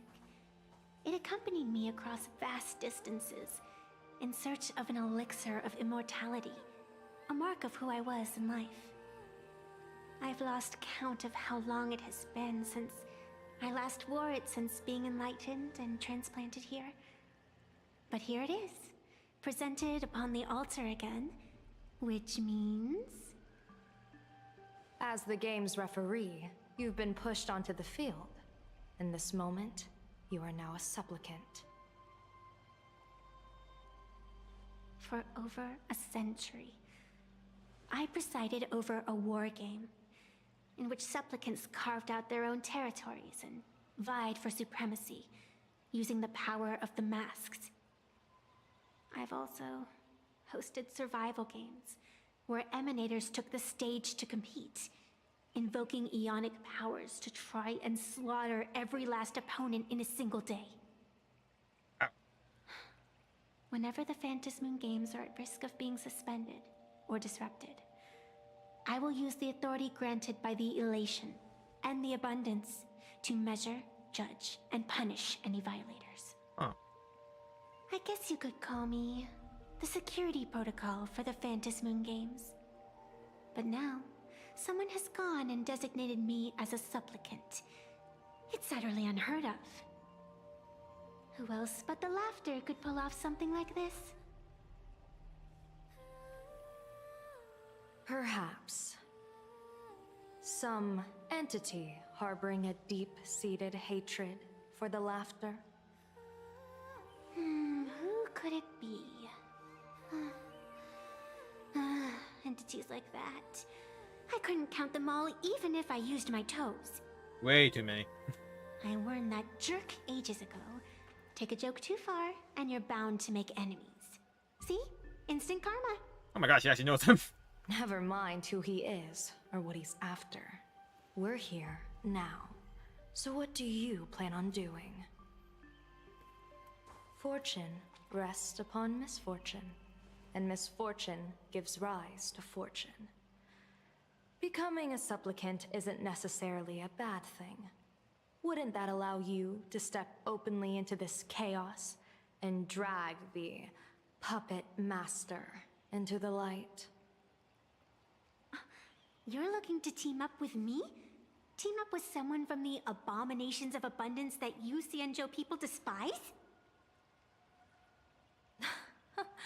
That's hardly appropriate. You're an ancient sacred tree. It's the furthest thing from an abomination of abundance. No? Isn't that what the ambrosial arbor is? Oh, your standards are certainly flexible. The hunt and the abundance. We really make quite the interesting pair.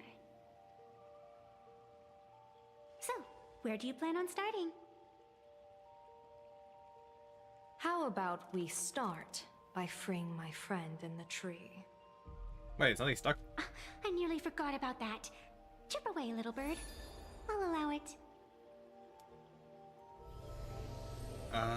General Yao Guang and Miss Fox, I've received some news that might interest you.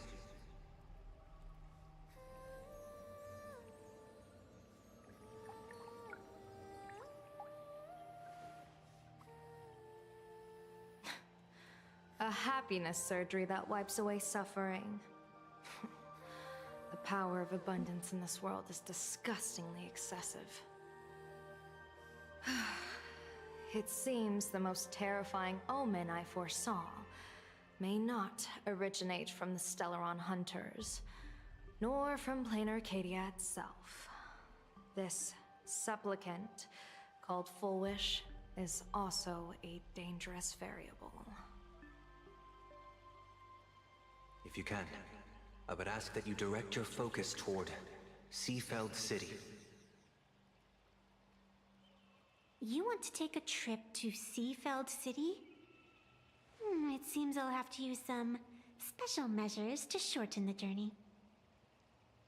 Oh, this is the part I've been looking forward to the most.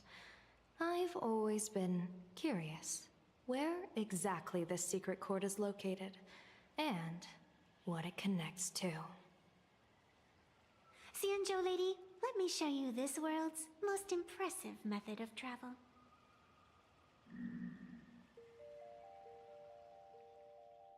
Backdrops? Here we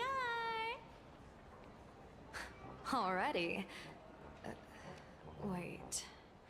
Why are we at the station?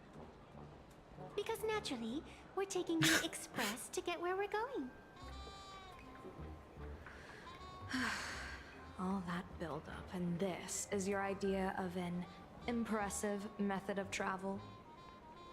Well, what else?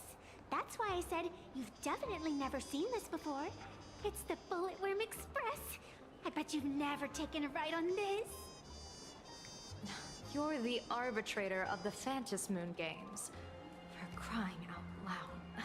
Don't you have a cooler way of getting around? You're a great general of the Xianzhou for crying out loud. Don't you have a cooler way to get around? I don't think she's allowed driving anymore.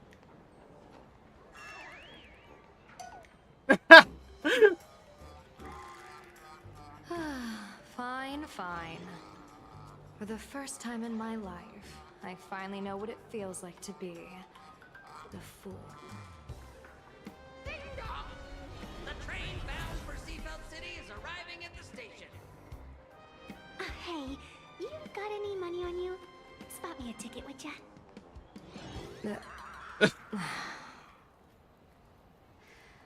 That's the second time. See, just like simple camera angles makes it so much more fun.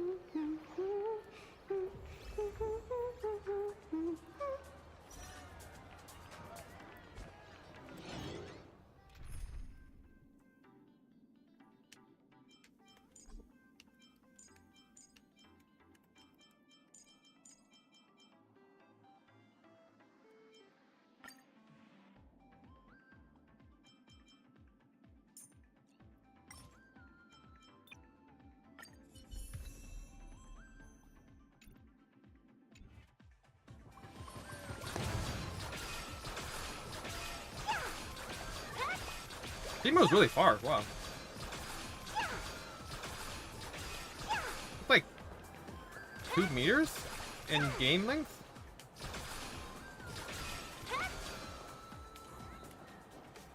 That's nuts. Or I guess like one character height, which is usually around like 140 to 170.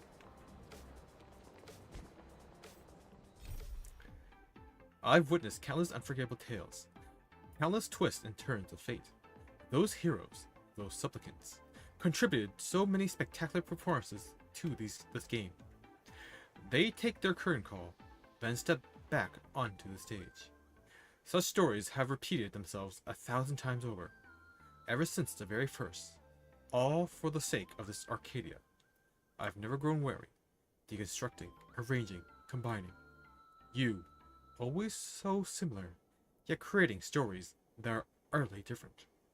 I await your performance in this game. And so, whether it be this Phantasmoon Games or this Arcadia, it needs the right guidance. Pedal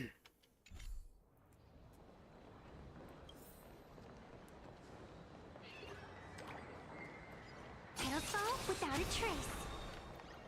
Yeah, I thought I got stuck with them.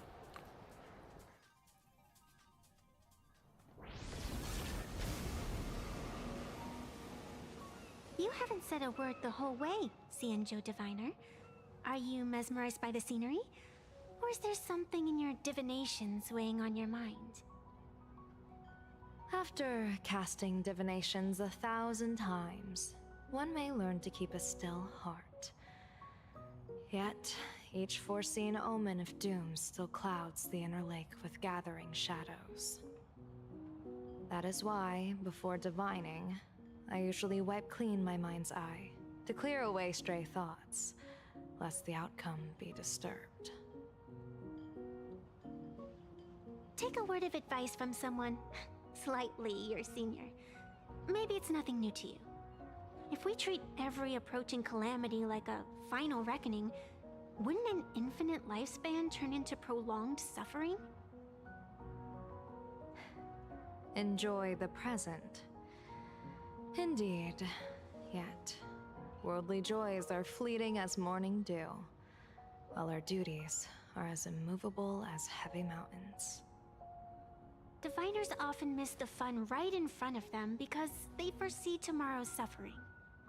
But have you ever thought about this?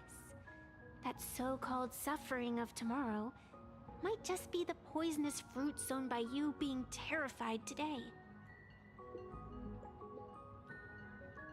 It is precisely because we know the ending that every scene along the way is so precious and unique, isn't it? Look at this harbor before us.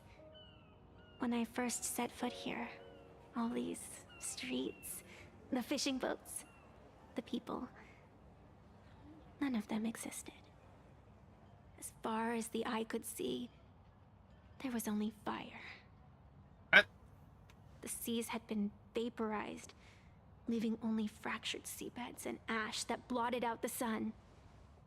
The demonic legions from beyond still hadn't departed. Right. And the waves that would surge into Dovebrook had, in that moment, not yet arrived.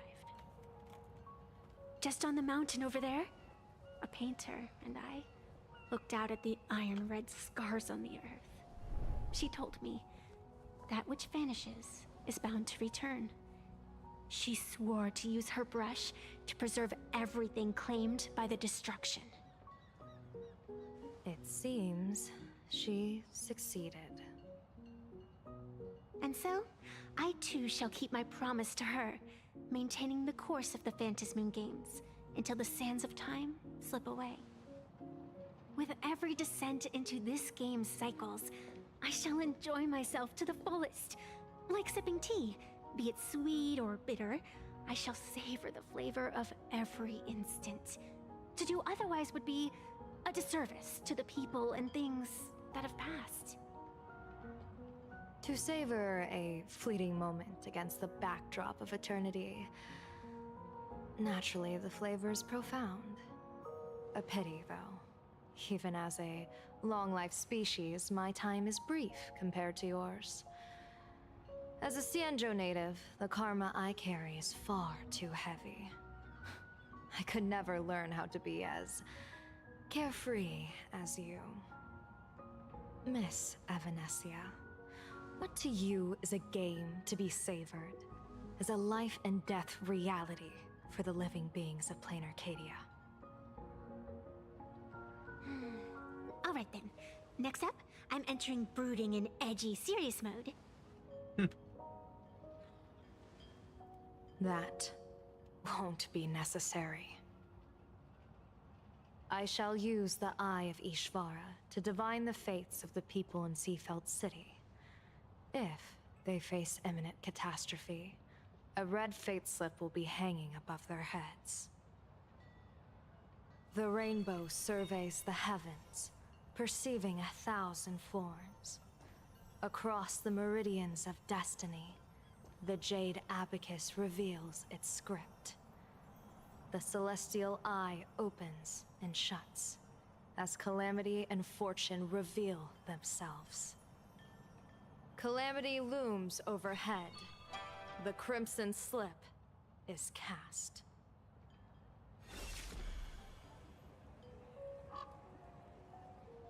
What the hell is Sunday on? Mr. Sunday will share my insight with you through the spirit bird, Miss Evanescia. Please, bear witness. Is that their fate hanging over their heads? Precisely. Come on, let's take a closer look. Waterfall without a trace. The people of Seafeld City are boycotting the Express. And here I thought Fluffy Across the Blue was such a huge hit. Kids these days just don't have the patience for good stories like we did. And they still have the nerve to call themselves diehard fans of the Express crew.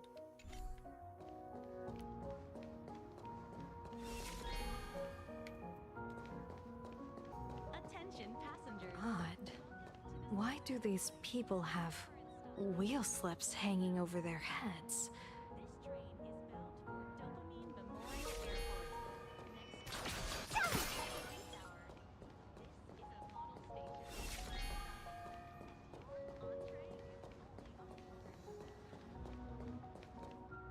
Astral Express, boo! Get out of Seafeld City! Astral Express, boo! Get out of plain Arcadia! Oh, good afternoon. Would you two lovely young ladies care to join us in protest for the bright future of Seafeld City? Hey, Pops. You guys are grinning like it's a holiday festival, but your slogans sound so fierce. Doesn't that feel a bit weird? We Seafeld folk pride ourselves on our manners. Even when expressing dissatisfaction, we do it with a smile. Now that's real happiness etiquette. We won't let anyone ruin this serenity. Come on, ma'am. Wave a flag with us. You'll feel better in no time. Their emotions are so synchronized. It's like they rehearsed it. This kind of happiness feels like some compulsory routine. Mm-hmm. Their smiles send shivers down my spine. Hey, wasn't it your Director Fullwish who invited the Astral Express crew here to debate? Shooing your guests away like this is hardly polite. You! You're from the Astral Express, aren't you? Hey! So, do I really look that much like a nameless? It's not like I have a boarding pass stuck to my face. The hell? You... What are you so happy about? Just look at you, dyeing your hair like that at such a young age, instead of doing something decent with yourself. You're no better than that bunny on the Astral Express. Anyone could tell you're not from around here. Whoa! Hey, jerk! It's not dyed. And for the record, March Bunny is adorable. Wait, what happened to all those happy smiles on your faces before? How did you flip the switch so fast? You people from beyond the sky. You just don't understand our happiness. If you keep causing trouble, don't blame us if we get nasty. My apologies.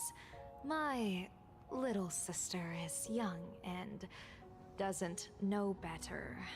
We'll be on our way. Who are you kidding? Sisters? You two aren't even the same species. Cause any more trouble and I'll call a whole boatload of Ploos to toss you both into the sea as fish food.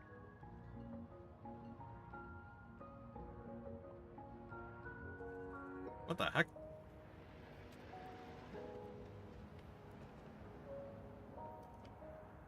So the classic case of descendants not realizing where they came from. Cause any more trouble and I'll call a whole boatload.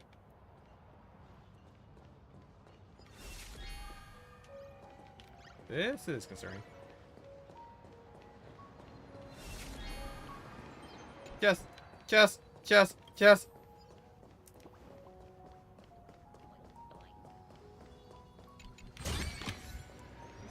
I get it now.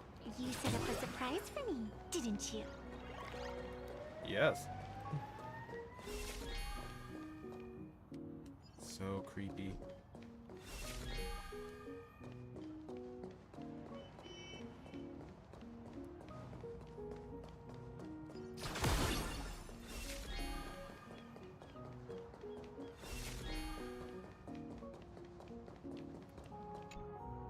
The sun is shining and the vibes are immaculate. This is Full Whoosh TV's Happiness on the Street, bringing you real smiles straight from the streets of Seafeld. You two look like visitors from afar. I take it you're also following Plain Arcadia's grand event, the Phantasmoon Games? Of course we're following it. It's not every day you see something this lively. That's great. We've noted many echoing widespread concerns that the Astral Express's intervention is dragging our sacred Phantasmoon Games into a quagmire of competition with outsiders. What are your thoughts on this? Widespread concerns? Mr. Reporter, I suspect your question already comes neatly packaged with its own answer. Judging motives is futile. What we want to be focusing on is the real-life consequences of our actions. Oh, that's so deep! Many Seafelders feel that rather than any IPC vision of prosperity, it's the Healing Smiles, Healing Arcadias proposed by Lady Fullwish that is the more grounded future we desperately need. What is your take on this? If the happiness comes at the cost of stripping away the perception of all pain, then it calls into scrutiny just how authentic such a happiness really is. Exactly. By that logic, eating candy until your teeth fall out counts as happiness too, right? I mean, hey, at least it tasted sweet. That's a very vivid analogy. Finally, a hypothetical question. If you had to choose, do you believe the preservation defined by outsiders or the happiness advocated by Miss Foolwish better represents the future of Plain Arcadia? The real future has never existed within such a narrow dichotomy. Now, if you'll excuse me. Thank you both for sharing. Have a wonderful day. All defensive answers, not a single morsel for us. Wow. This whole segment is wasted. Go find some citizens who can chuck us a few happiness testimonials to pad out the reel. A wheel slip? This one's a lucky wheel too. Isn't that a good thing?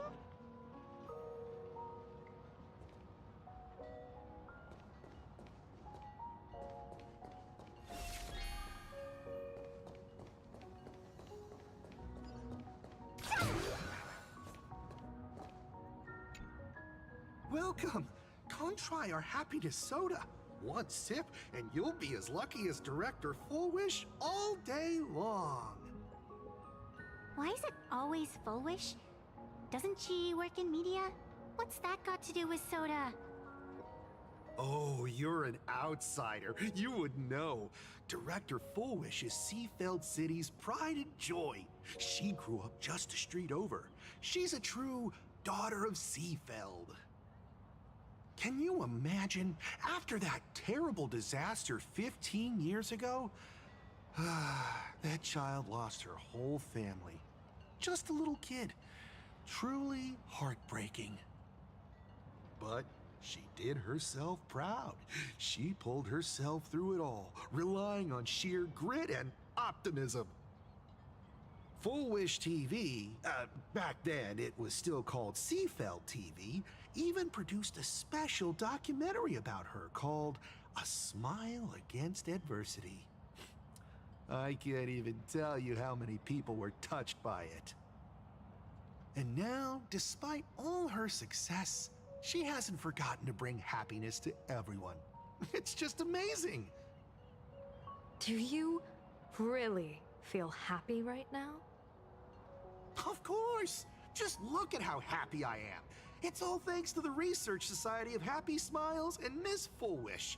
She not only supports the local economy, but she's brought with her a positive attitude toward life. We can all be just like her. Forget about all those painful memories from the past and just be happy every single day. Well, if you ask me, only someone who's come from suffering like her can truly want what's best for all of us. She's the one who could deal with all those outsider supplicants running amok and bring glory to our people. Come on, why don't you try some? It's on the house. You simply have to experience the unique taste of happiness that we have here in Seafeld. Guaranteed to make you forget all your troubles. This Foolish really is something else. And this is also a wheel.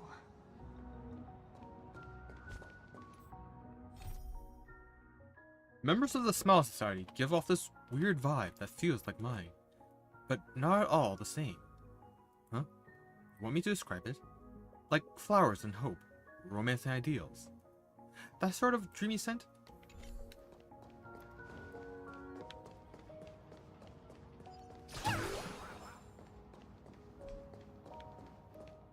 Bid farewell to painful memories and embrace the eternal now. Let the smile of happiness become your only truth. Follow Master Fullwish's path, embrace rebirth, and you and I can both become the happiest people in this Arcadia. How very strange. No matter how many times I perform the divination, the signs hovering above the passers-by in Seafeld City are all wheels, signifying peace. Is my Eye of Ishvar suffering interference from a supplicant's abilities here? But how is that possible? I actually think your judgment is looking more and more likely. The pedestrians on the roadside, the fishermen at the port, the shopkeepers on the street, and the ones preaching happiness. From the moment I entered this port city, I felt it. Something stirring gently within them, resonating with the same essence I carry. This entity is far too faint. I can scarcely feel its strength. It was once shattered to nothing, crushed into powder, burned down to ash, nearly extinguished. But it has no concept of death, and so it simply went to sleep. It quietly lurks, waiting for the farmer to scatter it across the fields. Given time, it will inevitably wake up again. I believe most people in this city must have undergone the happiness surgery. Just look at the spectacle the Smile Society's putting on over there. At the courtyard, you once said, "Fortune rests upon misfortune." A great calamity for some, but for others, Perhaps a turning point leading to ultimate bliss. There really is something that lets people survive apocalyptic disaster, then a wheel slip hanging above their heads would be only fitting. However, those who survive will no longer be human. By that time, there won't be any need for a general of the Xianzhou to petition an audience. The gaze of the hunt will be firmly locked on this place. Follow me. What's your plan? My plan? As the referee of the Phantasmoon Games, former referee, I mean, when faced with a supplicant who blatantly breaks the rules and dispenses blessings on a whim, the only thing I can do is issue an executive ruling. Wait, that's against the rules? So, this so-called ruling, does it involve summoning a bolt of lightning from the sky to just zap foolish dead out of nowhere? It's nothing so violent. For my judgment, I must first retrieve the sacred instrument. Only by using it to measure the supplicant's crimes can we sever her power. It's like a gardener pruning overgrown branches.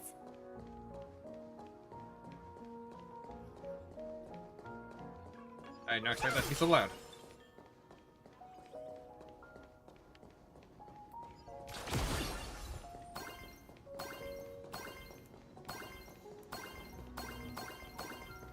We're almost there.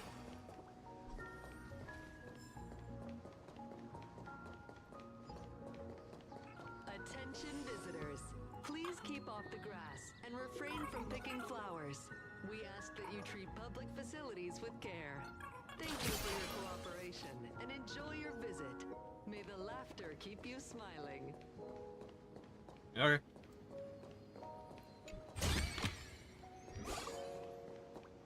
Is this it? You keep the sacred instrument out here in broad daylight? Aren't you worried someone might make it disappear? Hold your horses. We've still got a ways to go. As for my precious measuring instrument, do you really think I'd just leave it lying around in the middle of nowhere? Kinda. With all due respect, there is no path ahead. I get it. It's probably just an optical illusion. Extraordinary beings like you always love pulling that "the path only opens to the destined" trick. What's next? A secret passphrase? Do I find a stone matrix and jump through it? Or maybe... do you sing a little song, wave your hand, and the trees just obediently stand up and split into two neat rows? I'm no Woof Woof Dawn. I don't have that kind of skill. A long time ago, I raised a floating island right here for someone to paint. Oh. To prevent others from wandering in by mistake, I asked that artist to paint thick fog and woodland here, so passersby wouldn't stray inside. We made a deal. As long as I play my song, the fog will disperse. And that song involves me going to a platformer. Okay. Surely someone can just walk through that, right? Get the fog. Well, Dun-Dun and P-Pinton. Two special types of Wispy will exist in interplayer jump. Will be attracted to to Trailblazemon and gradually move closer to it, but they possess no offensive capabilities. Additionally, when they spot a help bot, they will immediately shift their attention and move toward the help bot instead. That's a cute puppy. Looks like it's taken a liking to you. So cute.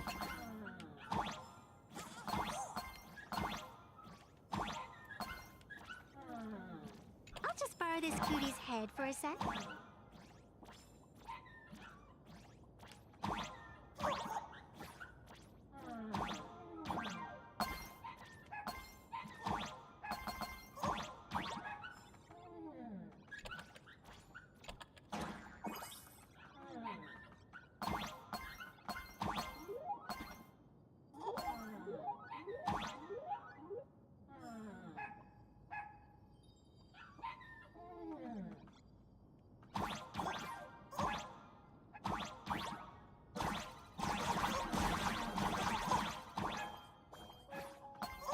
Oh, it's an enemy.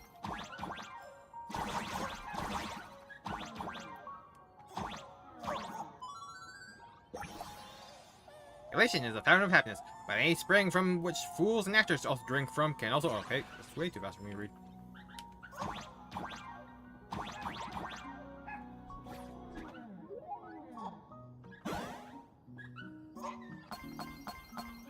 I don't like the sound of dogs whining.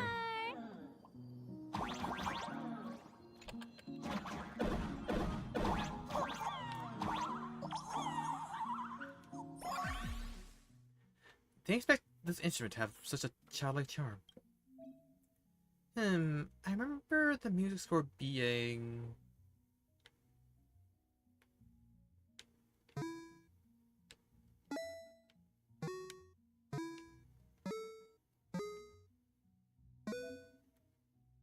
Hey, don't tell me you're tone deaf. Maybe.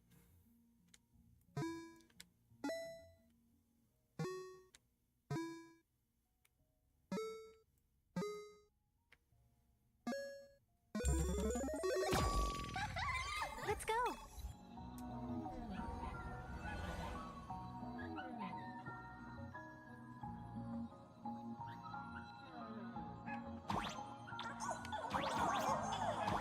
Almost missed that treasure chest.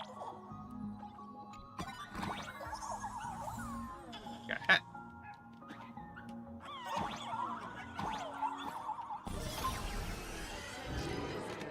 Please keep off the grass and refrain from picking flowers. We ask that you treat public facilities with care.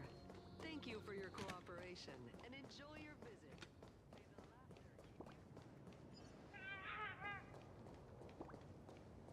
Weird. Weird. What do you think? It's beautiful, isn't it? Compared to the Yuchue scenery, I suppose it's more natural. Would it kill you to pay a compliment? Yes. Oh, what a fun dynamic these two have. Grandma and grandma.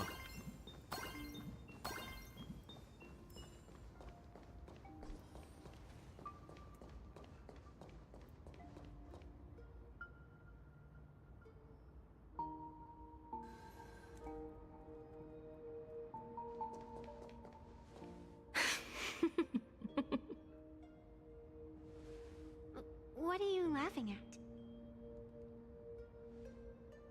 My apologies. I didn't mean to mock. I was merely curious. Is this thing really the sacred instrument with which you pass judgment upon supplicants? Is it really just a literal ruler?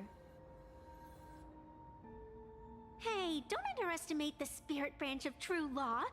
When it first appeared in the form of a blade 150 years ago, it could cleave a mountain in half with a single effortless swing. Miss Evanesia, let's keep such fanciful tales between us, shall we? Best not go spreading them around.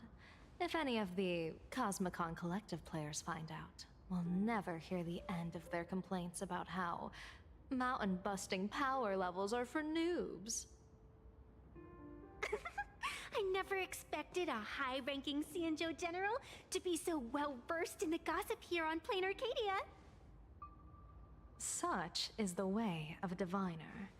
To enter a place is to observe its local custom. Same goes for us arbiters. Times change, and my babies have to change with them. Just picture it. A pretty girl in a school uniform, striding through the streets with a giant sword slung over her shoulder. You're right.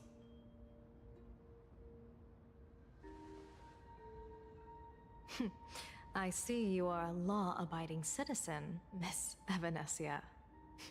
Cute. Now then, please, begin your measuring.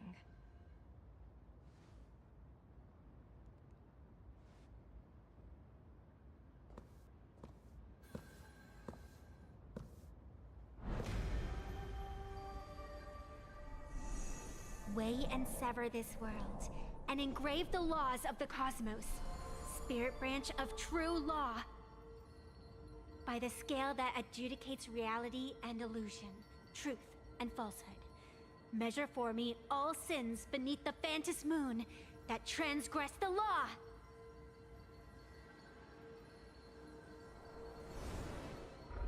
Oh. What is going on? It's telling me Full Wish is not a supplicant. Wait, what?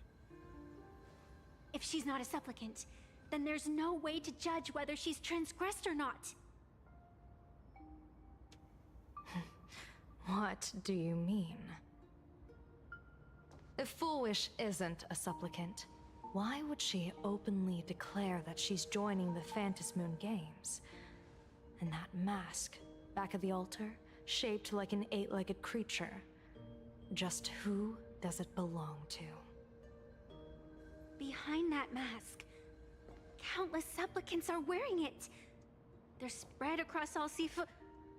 No, all of Duo mentioned City too. Supplicants, they're everywhere. But Full Wish still doesn't count as one. Not in the history of the Phantom Moon Games have I ever seen a situation like this.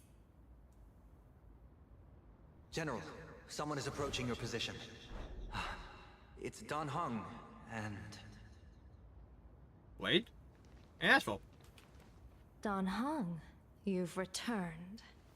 And the one beside you. Blade. Or perhaps I should call you by your true name. One of the Xianzhou's most wanted criminals, Yingxing. You've delivered yourself into my hands. Good. General of the Yuchue, your vision remains confined within the laws of the Xianzhou.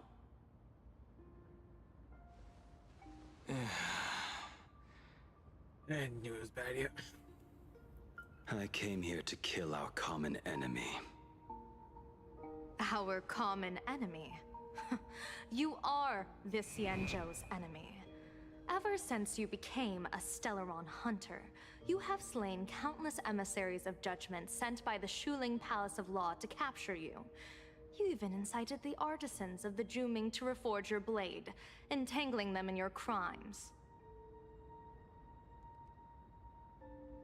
But your most unforgivable crime is daring to break into the Ten Lords Commission restricted area on the Xianzhou Yuchue with your accomplices. You destroyed the Ashen Steelwood, disturbed the slumber of our valiant heroes, and stole the secrets of the dead. Oh. What kind of vision drove you to commit the countless crimes of your past? And what common enemy could possibly stand between you and me? By all means, enlighten me. Oh? Well, I was in seclusion all these years. You've clearly been up to quite a lot. If I'd known you were such a magnet for trouble back when you came to the Juming, begging for a sword, I would have dragged you out of the forge and drafted you into my crew myself. Tied up, if necessary.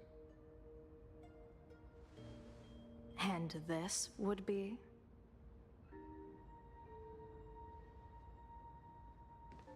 A pleasure to meet you, General Yao Guang. It's truly touching that my friends on the Xianzhou have kept me in their thoughts for all these years.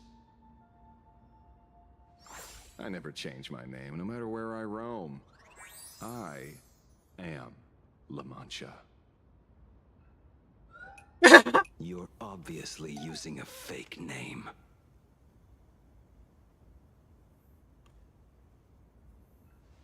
The head of the Galaxy Rangers. I didn't expect this trip to come with such a pleasant surprise. General, I'm afraid old grudges will have to wait. What we need to discuss concerns the survival of this world, and that catastrophic calamity you foresaw in your divination. I won't deny the crimes you've listed. But I know full well that the Xianzhou cares nothing for the life or death of someone guilty like me. What you truly want is to exact a blood debt from the nemesis who has repeatedly awakened demonic stars, summoned abominations, and could not be slain even after 100 deaths. You wish to subdue the Emanator of the Abundance, Shu-Hu once again, and even deny them rebirth for all eternity. And now, General, I have brought this opportunity before you. If you are dead set on condemning me to answer for my crimes, I will submit to your judgment and board the Navis Astridra for the Shuling's Inquisition. But as I said, I did not come here today to play the savior. I came to stop the past from repeating itself, and to prevent our common enemy from having their way. General, if you do not want the fate of the Battle of the Fenghu from 30 years ago to fall at your feet, then you must believe what I am about to say. The happiness surgery, promoted by the Smile Society, utilizes none other than Shu-Hu's cells. Cells acquired from an unknown source. That's the problem. You mean everyone who underwent the surgery are now have all become supplicants. Once the wish power converges, the will of the flesh will awaken and turn every host into nourishment.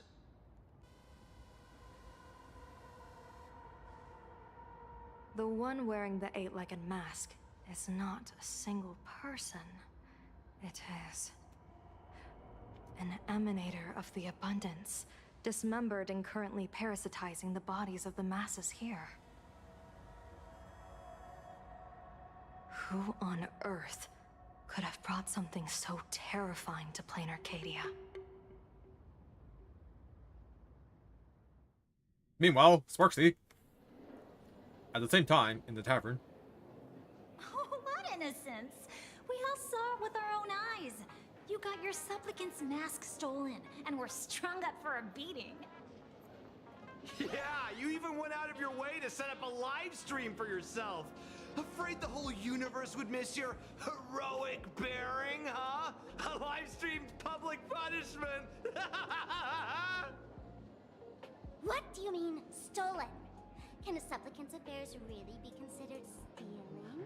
That's called tactical emotional engagement. A tactic and an art. Don't you get it? Yoo-hoo! If it isn't the Astral Express's famous Lil Raccoon. Did you miss my pranks? Did you get the invitation for the supplicant debate at Full Wish TV? My oh my, talk about bad timing. My stream got banned, and the leader of the haters confiscated my supplicant mask. As for the debate, I'm afraid the spirit is willing, but the flesh is weak. But, seeing as you called, you clearly still have a shred of conscience left in you. Are you planning to give me a chance to haggle? Answer me this question first. Is Full Wish really a masked fool? The tavern doesn't exactly register every fool's name and address. But having watched her stream, I believe she is. As for why, call it a kindred intuition. And just listen to our slogan. Healing smiles, healing Arcadius. That level of crazy? She's a certified fool. Most masked fools make a huge racket when they approach you. That, hey look, I'm about to stir up some trouble vibe is impossible to hide. But Full Wish is clearly the exception. Her brand of crazy is calm and sophisticated. Look at that haute couture getup she's wearing. It's worth 10 times a normal person's salary. Who'd have guessed a career woman with state levels of wealth who is always preaching social welfare would be a masked fool? Simply the most exquisite disguise. I'd like to ask you to look into her background for me. Now that's going too far. You actually want me to betray another masked fool? Give me the intel on Full Wish, and I'll return the mask to you. Betrayal itself. That's the finest reward of all. Deal. Leave it to me. I'll contact you as soon as I get the intel. Full Wish. Is there really someone like that among the masked fools? How come I've never heard of her? Maybe we should ask Giovanni about her. He's got connections everywhere after all. Not long after, Sparksy arrived at Giovanni's location.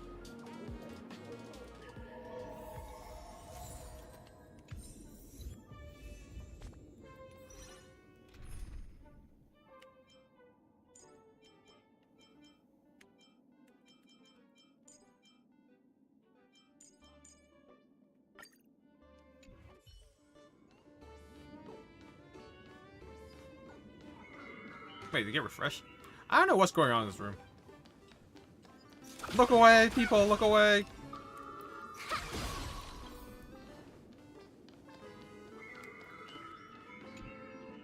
Woohoo! Mr. Giovanni! Long time no see. Miss Sparksy? You just looted Sparkle's entire inventory right from under my nose. How can you say long time no see? Please spare me. Just give me a straight answer. Whose collection are you planning to steal this time? Sparkle and I just had the reconciliation of the century. Let bygones be bygones. I'm actually here to ask for some serious advice. I swear, my hands are squeaky clean. Oh, do tell. Anything that can make you this serious must be fascinating. I want to ask about someone. Full Wish, the media tycoon who went on TV and invited all the supplicants. Is she really one of us? How come I've never seen her in the tavern? I know of her, but I've never actually seen her in the tavern. If Full Wish really is a fool, with all the people coming and going, surely she would have been mentioned. As for the storage area logbook, no, there's absolutely no record of her. Either she never stored anything here, or she used a fake name. We're doomed. Even the well-connected Mr. Giovanni knows nothing about this lady. Nice try. But goading won't work on me. I do have a theory, though. Hear me out. Every fool sets foot in the tavern at least once in their life. If Full Wish really is a fool, then the moment she entered the tavern must have been in the wake of some unforgettable tragedy. You mean the blood-stained games from 15 years ago? That's a tragedy which would leave a deep wound on a young girl's mind and soul. I get it. Maybe we should head to the hospital and dig up the girl's medical records. Please refrain from eating beef hot pot in the hallway. If you wish to dine, please invite the hospital director to join you. Thank you.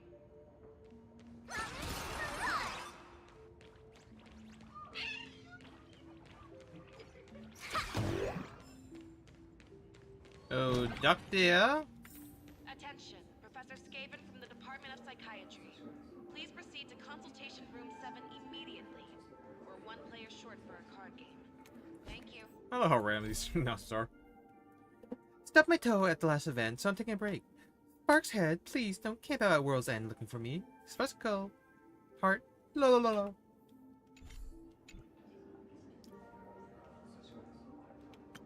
What are you trying to find out? Someone's secret, or someone's embarrassing story? I'm sorry, but all that's left here are scraps of joy from the Arcadia.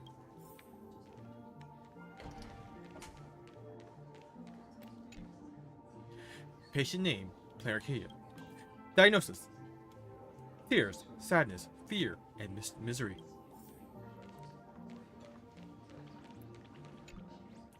A strange note is tucked inside the filing cabinet. It reads, "For a patient, the defining trait is illness. Without it, they wouldn't be a patient.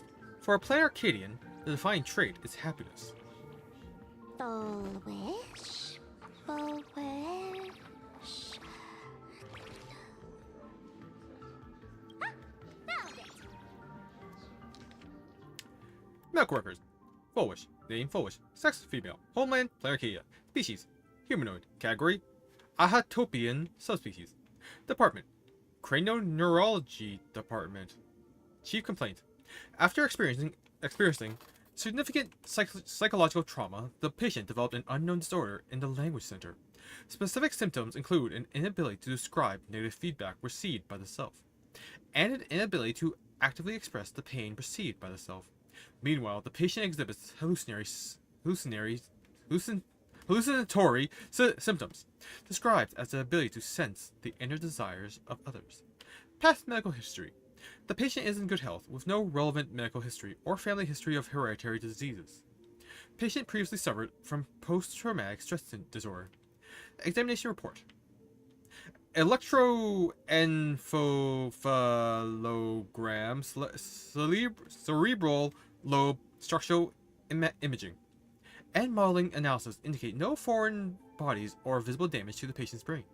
Mild non-pathological tissue growth detected at the synesthesia beacon implant site. The cause remains unknown. Interesting. Following the localized wish power detection approved by the Department of Aberration Defense, low-frequency undetectable imagery appeared in the anterior cingulate cortex, but hasn't significantly affected the cranial nerves yet. Its correlation with the patient's condition remains unverified, and the possibility of psychologically induced language disruption can't be ruled out. Testing confirms the patient can accurately describe the desires of others. Simultaneously, as the patient verbalizes these descriptions, the empathetic subject experiences intense hallucinations and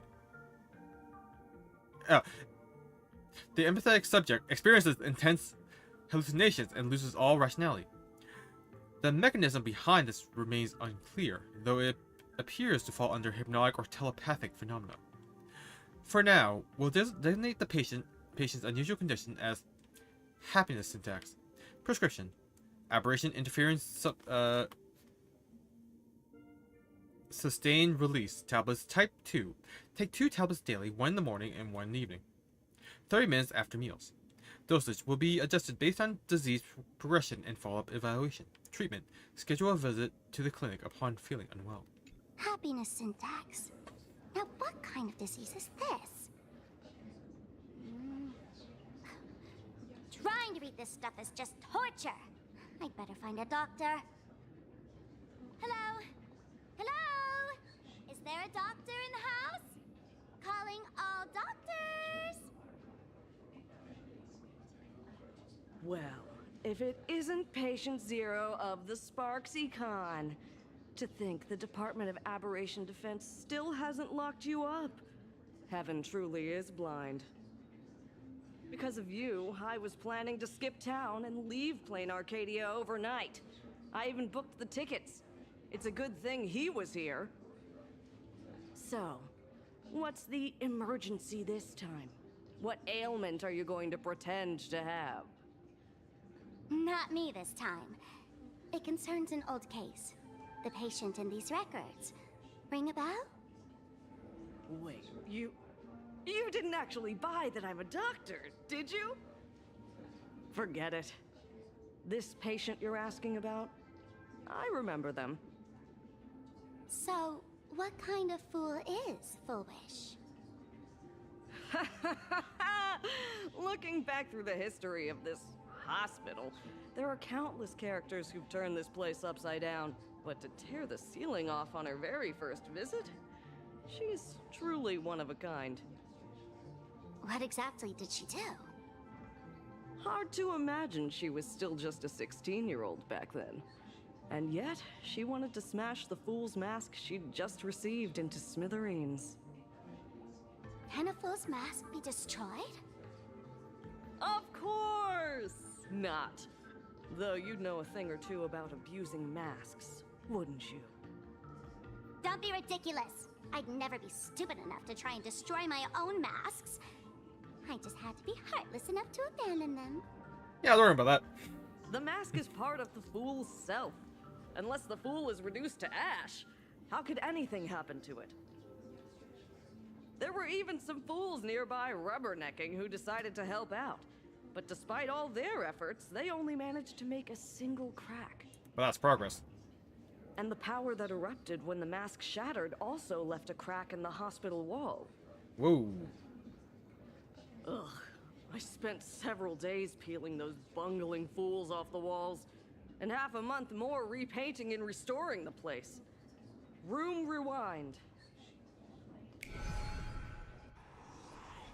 Wait, you just do that? Oh, is this the crack? Dr. Zhongshan, what's inside? Hard to say. Fools have tried walking in before, and well, they all went mad. They went mad? Yeah. Muttering to themselves, deliriously happy. No one knows what they saw, and I don't want to know. So I sealed the entrance. If you want to go in and take a peek, don't say I didn't warn you. Dangerous? What could possibly be more dangerous than little old adorable Sparksicle? Listen up, my dear Sparks heads. Sparksicle is about to take you on an exclusive expedition through this mysterious fissure. Smash that subscribe button so you don't get lost. Let's roll! Wait, is she live streaming?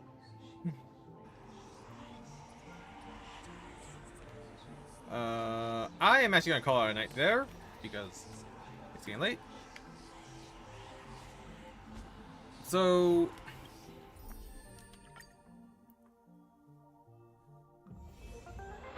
it really does seem like, oh, hey Sparksville. Don't be shy, drop a like. Dear fans, that's all for today's Astral Express tour. Stay tuned for our next collaboration stream. Galactic Baseballer, you're here! Hello to all my fans across the cosmos. Feels kind of familiar being back on the Express, huh? An actor's first duty is to stay true to their role, no matter what. It's rare to enjoy some peace after a stream. In plain Arcadia, your mind's always under a barrage of information. I'll drop by more often from now on. Don't worry, every stream will be approved in advance. I'll drop by more often. Oh, I want to see all the too.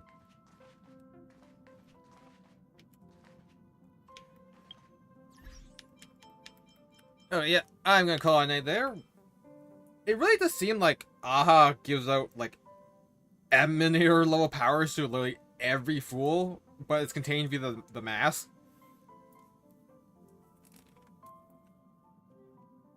So I think, like in several character trailer, anime trailer, or yeah, it mentioned that her cartridge is one of the like the seeds they spread. And I think the seeds are just like the mass or like the mass equivalents. And whether or not like a person can get the full use out of it is like what makes an Emanator or not. Other than the worm, because the worm was directly given powers by Aha. That's as far as we know. But yeah. Thank you everyone who joined me today, and I will see you all next time. Bye-bye!